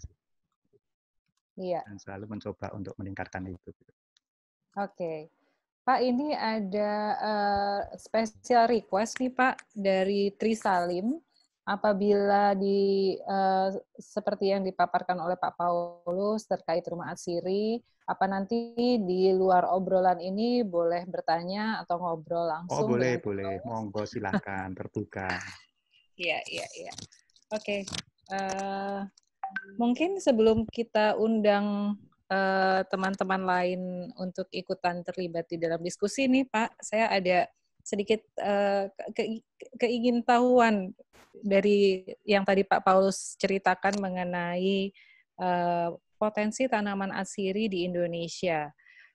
Kan tadi memang diceritakan oleh Pak Paulus, Indonesia ini kaya sekali dengan tanaman atsiri. Nah, dari riset yang sudah Pak Paulus lakukan, dan karena kita punya banyak teman dari daerah yang ikut juga di dalam bincang-bincang ini, daerah mana saja yang punya potensi tanaman atsiri yang bisa dikembangkan, Pak?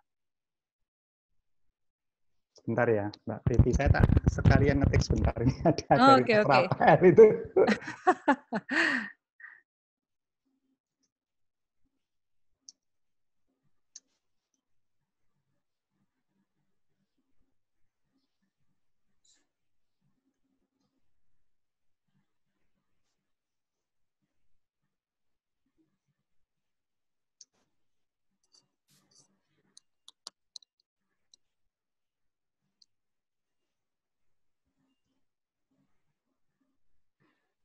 Oke, gimana Mbak Vivi tadi? Iya, jadi kalau dari hasil riset Pak Paulus mengenai potensi tanaman atsiri di Indonesia, Iya. Ya, daerah mana saja yang punya potensi tanaman yang bisa dikembangkan, supaya mungkin nanti teman-teman yang ada di daerah kemudian, oh iya gitu, ternyata di daerah saya punya tanaman ini gitu. Ya, dari dulu Indonesia ini kan terkenal sekali kaya dengan kekayaan alamnya. Akhir-akhir ini memang mencoba dialihkan dalam pengertian kita tidak bisa bergantung dengan alam, kekayaan alam gitu ya. Itu harus industri, harus kreatif, harus macam-macam. Ini kan fakta. Ini kan gifted. Apakah kita akan mengingkari gifted ini? Nah, jadi kita punya tanah dan air yang spesifik. Dan kebetulan spesifik tanah dan air kita ini, yang di tanah air kita ini, punya potensi yang luar biasa. Kenapa saya ngomong luar biasa? Memang akhirnya masing-masing, sebenarnya peradaban ini kan dipengaruhi atau dibentuk oleh tanah ya, kondisi alamnya masing-masing itu, sehingga dia berkembang sesuai dengan kelokalannya atau kesempatannya gitu. Hampir semua tanah dan air di Indonesia ini kan relatif bisa ditanamin banyak hal gitu ya. Jadi kalau kita melihat atau tanya dengan saudara-saudara kita yang di dunia jamu, mereka mengatakan bahwa iklim kita di tempat kita di tanah dan air kita ini mungkin kalau nggak nomor 1, nomor 2 terkaya di dunia untuk kekayaan hayati. Jadi bahan baku jamu atau apapun lah ya yang mengarah kepada tanaman ini kita luar biasa, kaya sekali. Memang tidak bisa menjadi satu-satunya di dunia, nggak ada. Jadi masing-masing tempat sebenarnya ada, masing-masing punya kekuatan. Lah, memang inilah yang harus diidentifikasi. Sebenarnya kita sudah punya banyak, tapi seringkali kita bahasa ininya kadang take it for granted tadi, yang kita tidak berusaha bahwa oh ini ternyata punya value yang tinggi dan harus kita jaga, bukan hanya saja menjaga, tapi mengembangkan gitu ya. Ini yang sebenarnya kadang-kadang akhirnya menjadi hilang. Satu contoh cukup ironi. Di Indonesia Timur, kita ini sebenarnya kuat sekali dengan tanaman cendana. Oh, ini salah satu essential oil yang termahal di dunia loh, sebenarnya. Tapi saya dengar cerita dari tenaga ahli dari yang salah satu ahli di Bogor sana, Biotorp atau apa saya lupa ya. Teman kita ini bercerita. Jadi ketika kita menghadiri seminar tentang essential oil di India, kebetulan dia satu mobil dengan saya yang mau pulang gitu ya. Cerita-cerita tentang Indonesia, dia cerita, ya Indonesia itu sebenarnya kaya Pak, tapi seringkali kita itu membuat self destruction gitu ya. Satu contoh, cendana ini mati ketika zaman Orde Baru dulu sih.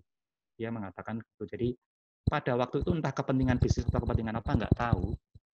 Jadi kalau ada rumah atau penduduk di NTT sana punya tanaman cendana dan tiba-tiba tanaman cendananya itu entah mati, rubuh, hilang, masuk penjara dulu. Nah, ini sebenarnya kan dia itu identitas geografis loh. Dia itu seperti dalam kehidupan, dia muncul dengan sendirinya di situ tanaman itu. Akhirnya apa yang terjadi? Katanya si teman saya ini. Jadi ketika orang tahu ada di tempat halaman rumahnya itu tumbuh tanaman cendana, masih kecil, dimatiin dulu daripada nanti problem. Ini pernah terjadi katanya seperti itu gitu ya. Nah, akhirnya bibit cendana ini kan didevelop oleh orang India. India cukup risetnya mereka, kita kalah di riset Mbak gitu. Mereka punya lembaga riset yang cukup bagus dan kuat gitu. Kemudian ada pemodal dari Australia kuat. Dia di sepanjang pantai utaranya benua Australia atau utara kayaknya. Dia punya 10.500 hektar ditanam cendana semua. Bibitnya dari India, yang tadinya dari Indonesia. Dan sekarang dia adalah the best cendana in the world. Ini susah kalau dia ngomong gitu ya. Jadi ini saya dengar dari teman gitu ya. Jadi tapi kalau yang perusahaan Australia itu kalau kita misalnya ikut pameran dia selalu ada. Dia selalu ada. Dan saya tahu sendiri bahwa dia memang punya sedemikian banyak gitu yang ya sekarang kayaknya perusahaan itu nggak tahu diakuisisi sama produk yang sangat terkenal di dunia gitu ya. Nah, tapi sebenarnya begini, bahwa di tempat kita ini sebenarnya ya tadi identitas geografisnya itu banyak. Misalnya salah satu yang di Indonesia sangat terkenal ini yang masih belum bisa tergantikan dan terkalahkan adalah yang kemarin siapa ya yang cerita sama saya Mbak Ellen ya tentang Aceh, pacoli, nilam. Ya. Indonesia masih sangat disegani dengan nilamnya. Jadi kalau kita bertemu dengan teman-teman pelaku industri ini, misalnya dari luar negeri, India atau dari Cina, mereka mengatakan Indonesia itu pacoli salah satu. Kemudian kita juga kuat sekali di cengkeh. Cengkeh ini karena memang Indonesia ini punya satu perusahaan besar gitu ya. Yang dia ini untuk cengkeh yang didestilasi itu ya, daun cengkeh loh ya. Daun cengkeh yang gogrok itu, yang jatuh itu dikumpulin, kemudian didestilasi, kemudian sama dia difraksinasi, muncullah eugenol. Dia memasok 60% kebutuhan dunia. Eugenol. Itu di Indonesia loh. Jadi dunia ini Mbak Vivi, kenapa kita butuh museum, kenapa kita butuh lembaga riset dan kenapa betul itu. Jadi ada pelaku yang terbesar di dunia. Tetapi kan kita tidak seheboh dengan dunia furniture dan yang lain-lain. Jadi kalau di Indonesia itu ada perusahaan furniture mungkin jumlahnya ribuan, katakanlah potensi ekspornya ada mungkin 13 atau 12 triliun. Saya pernah nanya gini, untuk essential oil yang diekspor Indonesia, itu pelakunya berapa sih? Mungkin hanya 10-15, mungkin yang besar-besar. Nggak sampai barangkali. Tapi mungkin nilainya mungkin kalau dibandingkan dengan furniture, ya beda pun, tapi kalau secara persentase jauh. Mungkin mereka sudah bisa hampir mencapai angka 10 barangkali gitu kan. Bayangkan dari ribuan dengan hanya belasan pelaku. Jadi banyak apa ya, maksudnya ada potensi yang memang perlu dikembangkan. Tapi satu hal lagi, meskipun Indonesia ini di bidang arsir itu ekspornya cukup besar gitu ya, tapi kita defisit Mbak Dewi. Konyol lagi, Singapura itu kan nggak punya tanah. Masa di dunia arsir turunannya kita tuh bisa defisit sama Singapura? Jadi bahan mentah kita punya, ya. Nanti kalau kita lempar ke sana, balik ke sini, mungkin sudah 10 kali lipat nilainya. Ya kalau kita nggak pernah, budaya riset ini nggak dikembangin benar, teknologi, kita kelabakan dengan pandemi COVID ini. Dan sebenarnya kalau kita sebagai ini kan juga ikut merasa malu lah. Sampai kita kan jadi tahu sebenarnya sistem kita itu belum semuanya tergantung impor. Bahkan untuk penyakit ini pun kita seperti di awal-awal benar tidak berkutik sama sekali karena kita nggak mampu dan nggak punya apa-apa untuk dari hasil sendiri gitu kan. Jadi inilah yang menyebabkan kenapa makanya kalau saya pribadi ya dengan semampu dan sekuatnya itu apapun yang kita kerjakan harus ada akademiknya. Tapi saya tidak akan kita karena belum mampu, kita belum punya kekuatan untuk buatlah seperti tadi saya cerita tentang teh ya. Kita akan benar-benar menginisiasi untuk di akademinya atau apa gitu. Maksudnya do school gitu loh. Jadi pelajaran atau ini yang praktek, yang berproduksi. Dan nanti kan sebenarnya kita akan tahu dengan rantai nilai yang berkembang itu. Kalau kita memproduksi satu barang atau ini rantai nilainya bahwa rantai pasok kita masih tergantung dengan impor banyak sekali, something wrong gitu kalau itu kan masih. Berarti kita masih belum, kemandirian kita masih jauh gitu kan. Jadi ini agak melenceng ya Mbak Bia. Tapi maksud saya sebetulnya Indonesia ini sayang sih kalau maksudnya tadi Mbak Bia tanya apakah tanah kita cocok ya? Karena ada kejadian itu kan kita disedih gitu kan. Jadi harusnya punya kita dan kita punya potensi, kenapa tidak menjadi satu keunggulan dari kita gitu ya. Jadi masih banyak tempat yang lain seperti tadi misalnya kayu matsoi tadi yang dari Papua gitu ya. Tapi kita akan tahu kondisi Papua apalagi riset gitu ya. Untuk industri aja mereka masih mungkin berat gitu. Dan sebenarnya arsir ini kan luar biasa ya. Kalau kita tadi mengatakan bahwa kita punya kekayaan alam yang luar biasa. Arsir ini saya ngomong apa? Ini green mining. Ini ditambang sampai kapanpun nggak pernah habis. Kenapa kita harus menggali tanah untuk nambang? Wong kita bisa nambang dari yang grow dari tanah. Ini kan kita juga menambang minyaknya, gitu loh. Destilasi itu kan mencari minyaknya. Ini minyak hijau. Ya. Ya, tapi banyak Mbak Bibi. Jadi potensi di tempat kita sebetulnya banyak yang bisa dikembangkan. Karena tadi memang kita kekayaan alam kita tuh benar gitu loh. Jadi nggak usah dipungkirin, tapi kita harus bijak dengan itu gitu kan. Bagaimana itu bisa menjadi satu kekuatan yang tidak merugikan diri kita sendiri, tapi benar menjadi added value yang bisa menjadi kekuatan kita. Ya itu akan menjadi DNA kita akhirnya. Ya, Pak.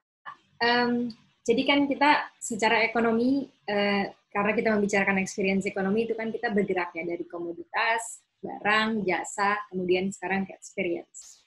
Nah, experience kalau dalam terjemahan bahasa Indonesia pengalaman gitu ya. Saya belum dapat terjemahan yang cukup baik gitu ya untuk experience ekonomi. Masih sangat literal pengalaman. Tapi memang ini pengalaman yang menjadi added value dari barang atau jasa yang ditawarkan. Gitu. Nah, kalau dalam turisme sendiri, dalam pariwisata misalnya dari hasil riset saya, ada 4 realm dari pengalaman gitu ya, adalah pendidikan, estetika, eskapisme gitu ya, pelarian gitu dan entertainment, hiburan. Nah, terkait dengan itu tadi Pak, apa saja yang dilakukan Rumah Atsiri untuk menciptakan pengalaman itu, sehingga ketika orang ke sana, kan kita bicara experience ekonomi itu dia berpengaruh juga terhadap kehidupannya gitu ya, ada refleksi juga yang dia dapat atau ada hubungan koneksi yang kemudian dia dapat ketika dia mengkonsumsi baik barang ataupun jasa. Mungkin bisa diceritakan tuh Pak secara konkret apa saja yang dilakukan oleh Rumah Atsiri untuk menciptakan experience ekonomi ini? Ya, satu hal mungkin yang selalu kita usahakan itu adalah menginspirasi gitu ya. Jadi menarik gitu ya. Ketika kita ada salah satu kelas itu ya, namanya Rumah Atsiri Lab atau RA Lab itu. Ini kan bagaimana belajar membuat sabun, badbum dan macam-macam ya. Itu anak-anak juga masih bisa itu. Jadi satu saat menarik sekali ada anak TK atau SD kelas 1 gitu. Jadi ketika dia belajar, dia nyamperin orang tuanya. Mami, aku udah bisa membuat ini nih, sabun atau apa dia. Saya nanti akan buat pabrik, saya akan kasih uang ke Mami nanti. Jadi memang do school, kita harus berbuat gitu loh. Kita harus praktek gitu kan. Tadi kan di salah satu tayangan tadi kan semua serba ini kan, bagaimana orang di situ menyuling, kamu boleh juga melihat dan tanya juga, belajar boleh juga, boleh belajar membuat produk gitu kan. Do school memang harus begitu kan. Jadi paling tidak kan itu menginspirasi, itu kan pengalaman gitu ya. Kita bukan diceritain tapi karena memang kita melakukan gitu. Nah, memang pada akhirnya kan memang itu perlu penataan, perlu disetting bahwa akhirnya itu ketika orang indikasinya gampang sih. Kalau orang habis itu keliling atau ini kalau dia atau wow gitu atau menjadi kemudian ingin berbuat sesuatu, berarti cukup berhasil itu. Ini kan ini indikatornya gitu. Yang bisa jadikan indikator gitu. Produk-produknya apa saja Pak? Mungkin bisa di-share ke teman-teman. Jadi selama kita berada di Rumah Atsiri itu apa saja yang bisa kita temukan? Jadi begini, dunia Atsiri ini sebenarnya tadi benar-benar dunia yang pertama dia minyaknya itu ditambang. Yang luar biasa adalah produk turunannya. Jadi Atsiri ini produk turunannya di hulunya itu dibagi 3 besar. Fragrance, itu wangi-wangian. Flavor itu cita rasa. Ya, jadi kalau sebenarnya kita setiap hari pasti berhubungan dengan Atsiri sebenarnya. Kalau tidak sintetik loh ya, tapi akhirnya kan muncul yang sintetik gitu ya. Dan kebanyakan yang di pasar adalah sintetik. Yang ketiga adalah aromaterapi. Aromaterapi itu ya terapi, memang bisa untuk pengobatan gitu. Sehingga memang banyak dari essential oil ini bisa berguna untuk terapi, untuk pengobatan. Nah, itu di masing-masing itu ribuan produk. Jadi kalau kita ke mall, itu ke bagian apa itu yang misalnya bagian apa itu? Yang ada sampo, sabun, apalah ya, personal care, health care, itu yang care itu. Itu kebanyakan dari turunan produk dari Atsiri. Jadi memang banyak sekali.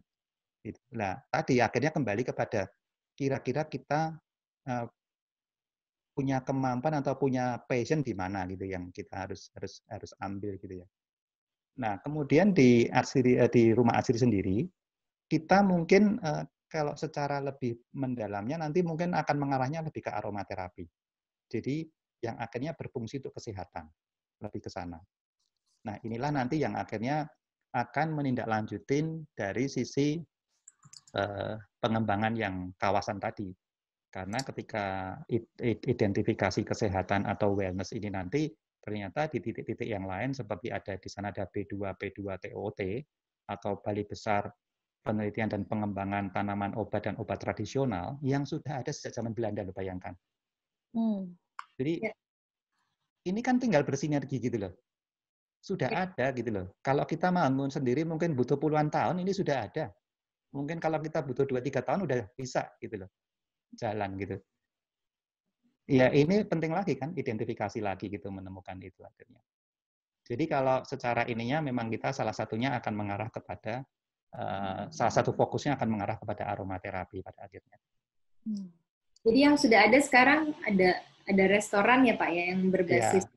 Jadi gini, aromaterapi itu begini. Sebenarnya aromaterapi ini juga relatif dan definisinya juga masih masing-masing ada punya definisi gitu ya. Meskipun ada definisi yang bagus sebenarnya, tapi orang kadang-kadang ada yang menerjemahkan dengan berbeda gitu. Ada yang strict bahwa aromaterapi adalah terapeutik gitu ya, bahwa dia bisa menyembuhkan. Tapi sebenarnya ini kan juga bisa flavor yang alami tadi bisa di makanan. Dia menjadikan ada membantu kesehatan. Ya. Sebenarnya mimpinya, memang kita belum ideal. Harusnya makanan-makanan di sana kita harusnya punya. Rumah makannya harus ada makanan dan minuman yang mengarah ke sana.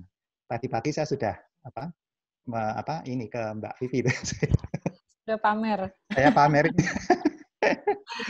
Jadi saya pamerin tadi, saya minum teh. Ya, ini benar produk dari teman specialty, saya baru riset specialty gitu, Indonesian specialty, yang kemudian kita campurin dengan coklat mint. Jadi coklat mint ini memang nama tanamannya coklat mint. Secara internasional ya namanya coklat mint gitu. Ya. Jadi ketika teman yang dari Bulgaria yang ahli arsir ini datang ke tempat kita, ketika dia melihat koleksi itu, ketika saya minum mint yang hijau itu sama dia, lu istilahnya kamu keliru gitu loh. Bukan itu kalau untuk minum. Ini loh yang diminum gitu kan. Oh, ini toh. Ya akhirnya kita jadi tahu gitu kan. Ternyata minuman mint yang lebih nendang itu yang lebih oke ini ternyata coklat mint tadi gitu kan. Jadi ya kita coba gitu kan. Kita lakukan dan ini kan unik gitu kan. Ketika dia diminum enak, berdampak kesehatan lagi. Ini yang akhirnya menjadi daya tarik menurut saya gitu loh. Jadi kalau ini kan berarti kebuka, ini pasti ada pasarnya lah, gitu kan. Lebih ke situ. Itu kira-kira Mbak Ellen. Oke, mungkin ada dari para peserta yang kita mau ajak diskusi, Ellen?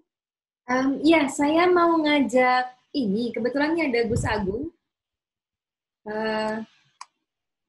Yang mungkin juga bisa berbagi, karena menarik kalau Tawangmangu masih relatif lebih mudah dijangkau. Samsara Living Museum ini lebih remote lagi ya, Pak Paulus sudah pernah ke sana ya? Oh, saya sangat suka. Saya udah beberapa kali ke sana. Jauh lagi gitu, jadi agak nekat kalau menurut saya. Tapi emang Pak Paulus sama Gus Agung satu tipe orang-orang yang nekat. Sebentar, ini masih saya coba unmute ya. Rifki, untuk Gus Agung bisa di-unmute? Supaya bisa bergabung. Ya, terima kasih. Selamat siang, Gus Agung. Ya, selamat siang, Mbak Ellen. Kabar, semoga baik. Ya, baik. Ini ya. Luar biasa. Jadi, Mbak Vivi, Gus Agung ini pendiri Samsara Living Museum di Bali Utara ya, Gus ya?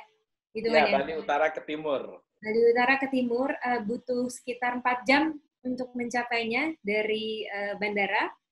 Saya sudah pernah ke sana sekali, dan juga ini proses yang dilalui juga mirip-mirip dengan proses yang dilalui oleh Rumah Atsiri.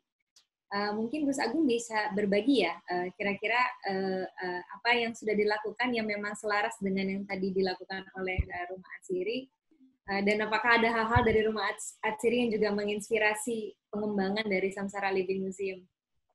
Silakan Gus. Ya, baik, terima kasih. Selamat siang semua, Pak Paulus, izin. Siang. Saya. Ya, salam kenal Mbak Vivi ya? Ya. Ya. Dan saudara-saudara semua yang ada di forum ini, jadi luar biasa. Ini saya sebenarnya sih hanya nyelip-nyelip, kebetulan ada informasi dan ada Pak Paulus, salah satu idola kita. Jadi saya pengen refresh gitu, jadi recharge. Sebenarnya udah sering banget memang selain yang via online ya, kita sering chat beberapa kali kopi darat dan memang selalu ada sesuatu yang baru yang bagi kami itu nutrisi yang luar biasa, karena seperti tadi di introduction oleh Mbak Helen, kalau nggak karena ada nutrisi dari Pak Paulus dan inspirator lainnya, wah agak berat memang membangun sesuatu di lingkungan kami, kawan-kawan semua. Jadi mungkin tadi perkenalan, saya sendiri Gus Agung, dari Karangasem, Bali, itu berada di ujung timur sebenarnya, agak ke utara sedikit, 10 km saja dari puncak Gunung Agung. Gitu. Jadi sangat challenge ini, karena dari sekian kali periodisasi Gunung Agung ini meletus, memang masyarakat kami harus mengungsi, kemudian balik lagi, membangun lagi, terus meletus lagi, mengungsi lagi, dan seterusnya gitu. Sehingga memang secara geografis, Karangasem ini relatif menantang ya seperti tadi, jadi 87% lahan kami adalah lahan kritis, kemudian sementara ini memang PAD agak tertinggal ya. Kalau sama Badung yang di Bali Selatan itu komparasinya 1:30. Jadi Badung 30, kita 1. Nah, udah itu jarak yang jauh. Nah, mau tidak mau memang kita berjuang begitu rupa untuk bagaimana menjadikan tantangan ini sebuah opportunity. Nah, disitulah sekali lagi saya banyak sekali mendapatkan inspirasi dari Pak Paulus dan para senior semua, yang justru momentumnya berelasi ini. Saya 2 tahun yang lalu, 2018, diundang oleh Pak Paulus ke Solo, lalu saya pergi ke Rumah Siri, itu bulan November, jadi November akhir Pak Paulus, tanggal 29. Iya. Nah, tanggal 30 saya ke sana, lalu pulang, saya membangun Samsara sebenarnya literasi dan lain sebagainya memang relatif lama ya. Jadi banyak diskusi, tapi akhirnya tekad untuk kita membangun itu munculnya di awal Januari, Pak Paulus. Yeah. Jadi baru setahun sebenarnya gitu. Baru setahun kita punya komitmen yang kuat beserta masyarakat ya, karena ini community based development. Namun mungkin saya cerita sedikit bagaimana perjalanan panjang kami akhirnya sampai di titik ini. Memang seperti tadi disampaikan, kami melihat ada satu ekosistem ya, ada satu atmosfer, ada kelompok resources yang kami lihat memang begitu rupa melekat gitu pada keseharian kami, dan itu menjadi sesuatu yang pada saatnya gitu, menurut sebagian besar masyarakat kami bukan spesial gitu. Jadi bukan sesuatu yang spesial, karena mungkin mereka udah lakukan sehari-hari, mereka masih ada sebagian numbuk padi, terus setelah numbuk mereka bikin instrumen dari ngoncang namanya, jadi kayak lesung gitu ya. Kemudian juga ada siklus hidup manusia Bali ya, nanti berhilir di sana sih, makanya Samsara ini adalah siklus hidup manusia Bali, dari mulai dalam kandungan, lahir, hidup, mati, yang ternyata setiap segmennya itu sekali lagi tanpa disadari banyak sekali hal-hal unik gitu. Banyak sekali hal-hal yang ketika dicermati secara lebih mendalam, itu bagi orang lain, gitu, setelah kita coba mendapatkan banyak input, adalah sesuatu yang spesial. Gitu. Tapi oleh kami tidak, karena memang itu kami lakukan secara rutin. Nah, oleh karenanya lah beberapa tahun terakhir, beserta masyarakat di desa kami, namanya Desa Jimutan, itu kita coba jarit gitu. Coba pungut satu-satu, lalu narasikan, lalu akhirnya menjadi satu pola gitu. Bahwa sebenarnya si Mewayan gitu, Meme itu istilah kami untuk ibu, Mewayan, Pan Kaler itu Bapak Kaler namanya gitu ya. Ini ketika tidak diangkat dalam satu pola yang tadi saya sampaikan, bukan siapa-siapa, tetapi rupanya setelah dibuatkan ruang yang relevan dengan strengthness mereka, maka mereka ini adalah aktor-aktor, adalah artis-artis yang luar biasa. Nah, itu yang mendasari kenapa kita akhirnya punya tekad dan juga konfidensi yang cukup untuk melanjutkan inisiasi ini, bahwa kita punya strengthness, kita punya resources, dan tadi kita punya jejaring gitu, yang kira-kira punya frekuensi atau idealisme yang sama, untuk paling tidak di awal fase ini menjadi kawan diskusi gitu, menjadi referensi, menjadi inspirasi, kira-kira ke depan ini akan seperti apa. Nah, itu mungkin pendahuluan Mbak Ellen, jadi sebagai latar belakang kenapa akhirnya sampai mengalir di Samsara ini. Kalau memang nanti ada waktu, mungkin saya bisa cerita juga tentang apa yang kita lakukan sekarang di Samsara gitu ya. Ya, ya ini banyak banget sebenarnya teman-teman pelaku-pelaku seperti Pak Paulus atau Gus Agung ini yang seringkali lebih sering ada di bawah radar ya, karena sibuk dengan tempat masing-masing, jadi kadang-kadang kurang aktif di sosial media. Silakan Mbak. Karena perlu ini kan, Mbak Ellen perlu fokus kan, perlu waktu. Ya, betul. Tapi saya terus terang waktu ke tempatnya Gus Agung, saya terinspirasi tentang Balinese living cycle-nya itu. Jadi nanti yang itu Gus Agung ya, iya Pak. Yang di Kriya Tawang kan saya kemarin tetap akhirnya, jadi saya akan pakai Javanese living cycle juga itu nanti. Siap. Lagian ini kok bisa ketemu Kabupaten Karanganyar, Kabupaten Karangasem, Mbak. Nah, gitu. Memang perlu disambung gitu. Perlu dijadikan narasi yang menarik itu. Nggak tiba-tiba Gunung Lawu, Gunung Agung, Mbak. Iya, makanya sama-sama di kaki gunung juga. Di lereng gunung. Ya, termasuk mungkin yang terakhir sedikit aja, Mbak Ellen, kita berelasi dengan COVID ini. Kebetulan bersama masyarakat, itu kan kami punya, Karangasem sendiri punya 1.000 pengrajin arak dengan proses tradisional. Sebenarnya sih ini proses destilasi juga gitu. Cuman versi atraksi masyarakat lah. Nah, itu akhirnya kemarin satu karena memang ada urgensi kebutuhan alkohol yang sangat terbatas untuk diolah menjadi hand sanitizer ya. Akhirnya kita menggerakkan kawan-kawan ini yang memang sehariannya mereka membuat alkohol, kita destil beberapa kali, yang biasanya hanya sekali. Nah, akhirnya kita menghasilkan alkohol dan itu kita olah menjadi hand sanitizer. Dan kemarin kita sudah bagi-bagi ya, hampir 2.500 liter.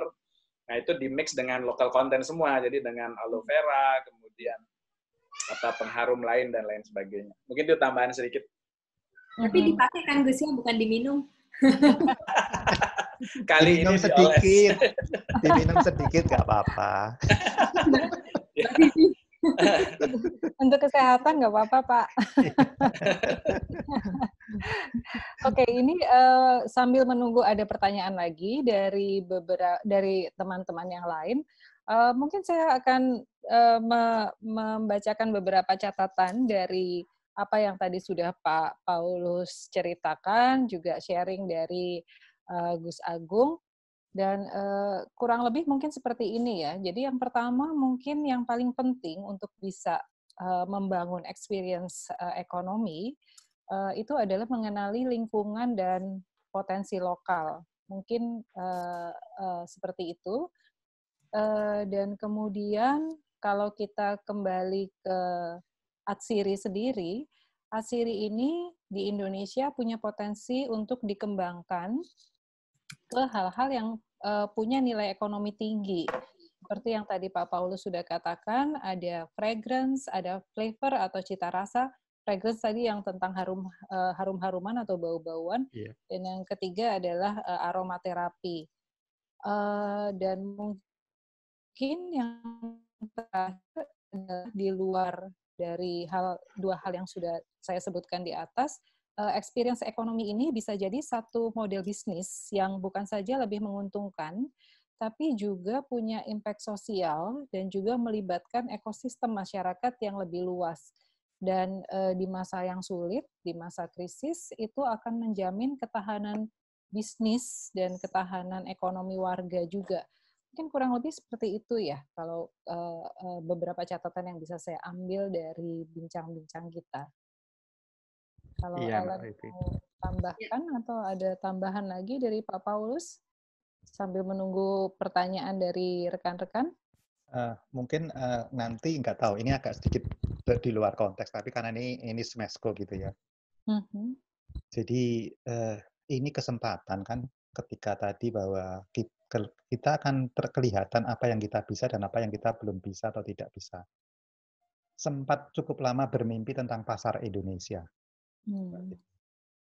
pasar Indonesia ini benar-benar ini adalah display. Mungkin sudah ada ya, tapi agak mungkin lebih diekspos atau dikhususkan gitu dengan ini ya upaya bahwa untuk mengukur sampai sejauh mana sih tingkat kemandirian kita di produk. Jadi ini adalah produk Indonesia, entah kandungannya baru 50%, 30%, 60%, diidentifikasi aja. Jadi oh, ini tuh pasar Indonesia. Bisa aja misalnya pasar Karanganyar, pasar Karangasem, dan seterusnya. Kemudian secara nasional gitu ada pasar Indonesia. Seperti barometer benchmark gitu. Sebenarnya kita sudah sampai sejauh mana sih? Ya.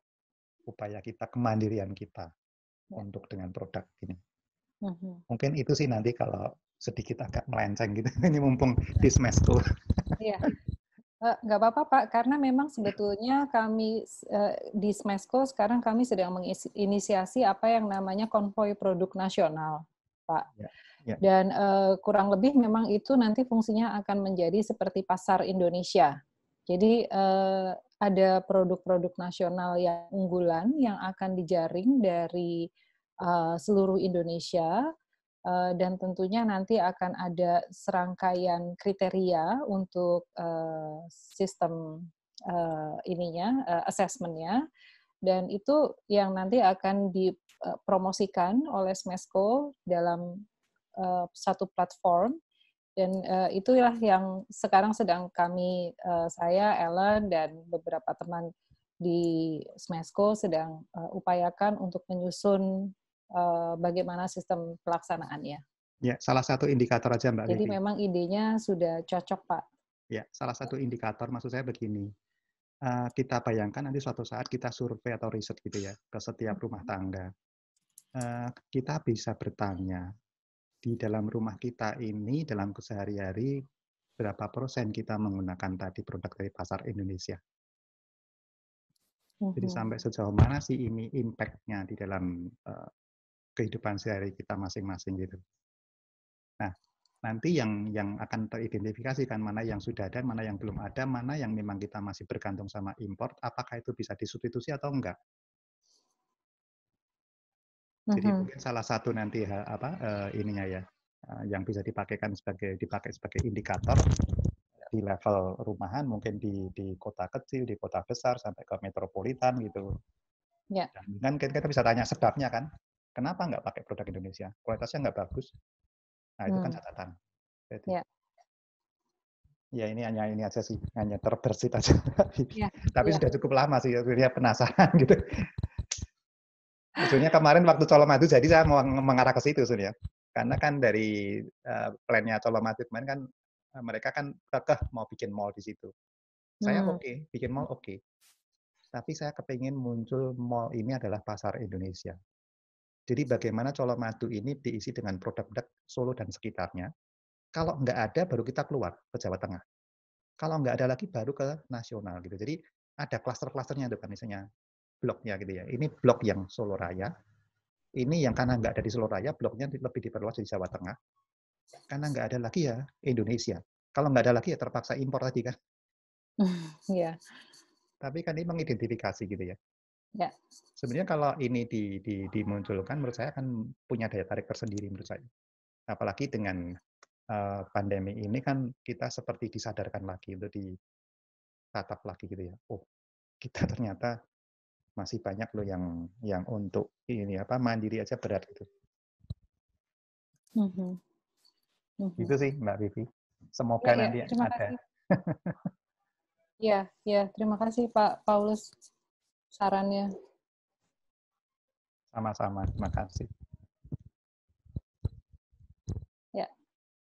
Oke, masih adakah yang ini ada dari Shalin.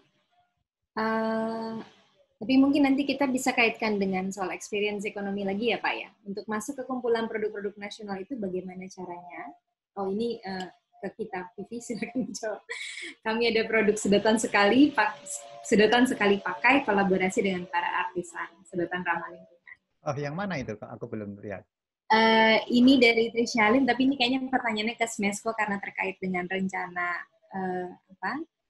konvoi produk nasional. Vivi mungkin silakan dijawab sebagai Head of Future Craft. Sorry, saya tadi agak hilang suaranya, Ellen. Sorry.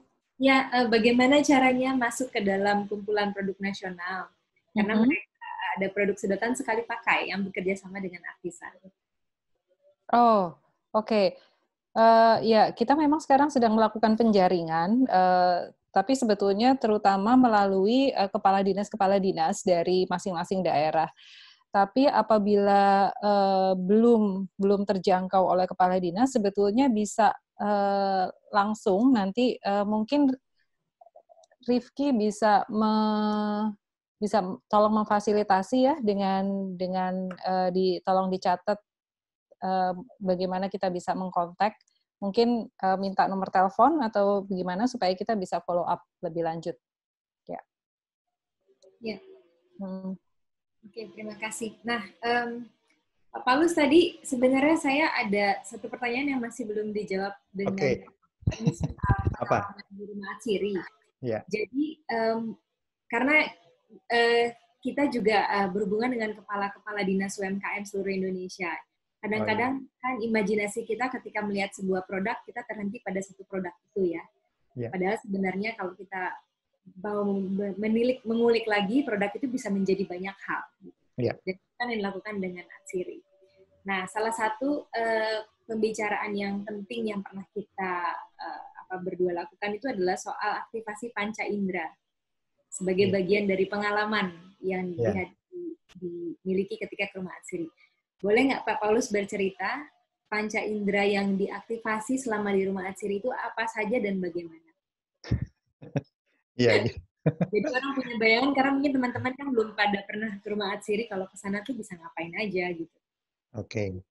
Iya, jadi panca indera. Jadi kalau kita coba misalnya kita tur taman gitu ya. Di tur taman biasanya akan dijelaskan terlebih dahulu secara umum gitu. Kemudian ketika berjalan di tur taman tuh pasti guide-nya tadi ya, yang mengantarkan tadi pasti akan memetik beberapa tanaman, kemudian diberikan kepada setiap orang untuk diremes, dibau gitu ya. Bahkan ada nanti kalau di sesinya tanaman min disuruh merasakan tuh, suruh makan gitu. Jadi kan berarti hidung ya, Ellen ya. Berarti ada panca indera tadi dari rasa tadi udah dirasakan juga gitu. Kemudian dia menyentuh ya tangan, rasa tadi. Kemudian kalau mata ya melihat ya secara visual, jadi memang karena ditata gitu ya, jadi juga enak dipandang juga termasuk tanamannya sendiri gitu kan. Ya hampir semuanya dapat ya untuk panca inderanya tadi. Jadi dari tanaman ketika keluar dia akan menuju ke ruang destilasi. Nah di destilasi ini sebenarnya di tempatnya tur tanaman juga ada destilasi yang kecil gitu ya. Di situ interaktif sekali sih. Mungkin karena skalanya sangat kecil, itu enak sih. Jadi kita bisa menyentuh tanamannya, bisa mencium dari destilasinya, hasilnya gitu ya, termasuk minyaknya gitu, dan melihat secara visual bagaimana sih memisahnya antara minyak dengan air itu terpisah secara memang karena minyak lebih ringan dia akan di atas, kemudian airnya di bawah gitu-gitu kan. Jadi kena semua sih rasanya untuk panca indera itu ya. Nah nanti dari taman ini akan masuk ke destilasi.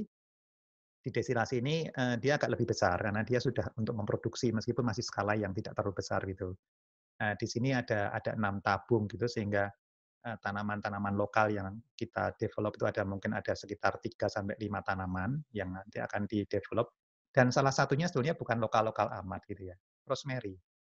Nah, kenapa tetap kita suling? Saya waktu itu juga ngomong sama orang R&D-nya gitu. Kenapa rosemary disuling gitu? Ini kan bukan tanaman lokal gitu.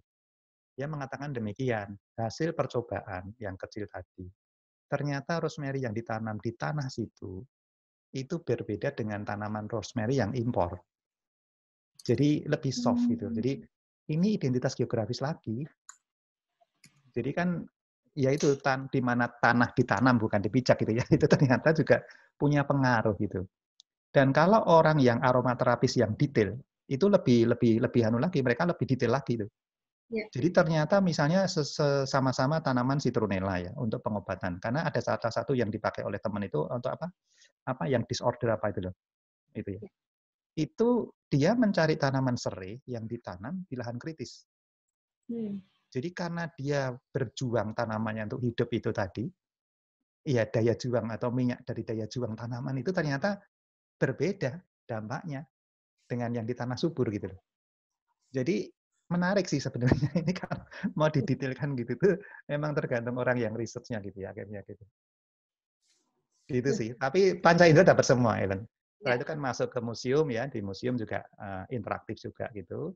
Nah, keluar dari museum memang menuju ke lab ya, lab untuk mengemas menjadi essential oil yang nanti akan masuk ke toko gitu ya. Di toko juga nanti produk-produknya udah tersedia gitu. Ya, alurnya seperti itu. Setelah itu kan agak bebas mau makan, mau ke toko, mau ini lebih bebas gitu. Itu secara garis besarnya begitu. Terima kasih. Teman-teman, kita 2 menit menuju jam 12 siang. Mbak Vivi, ada yang mau ditambahkan? Atau? Ya, saya rasa cukup ya.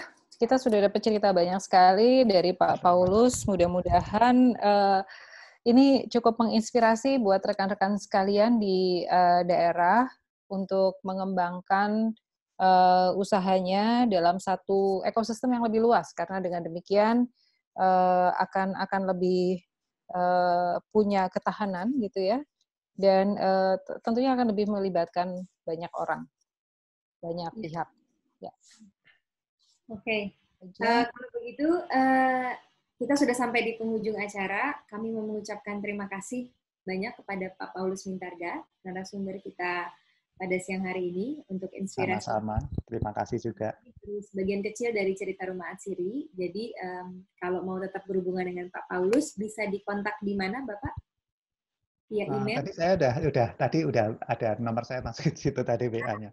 Nah, tuh sudah ada nomornya langsung, jadi bisa di WhatsApp. Jadi siap-siap menerima WhatsApp Pak Paulus. Oke.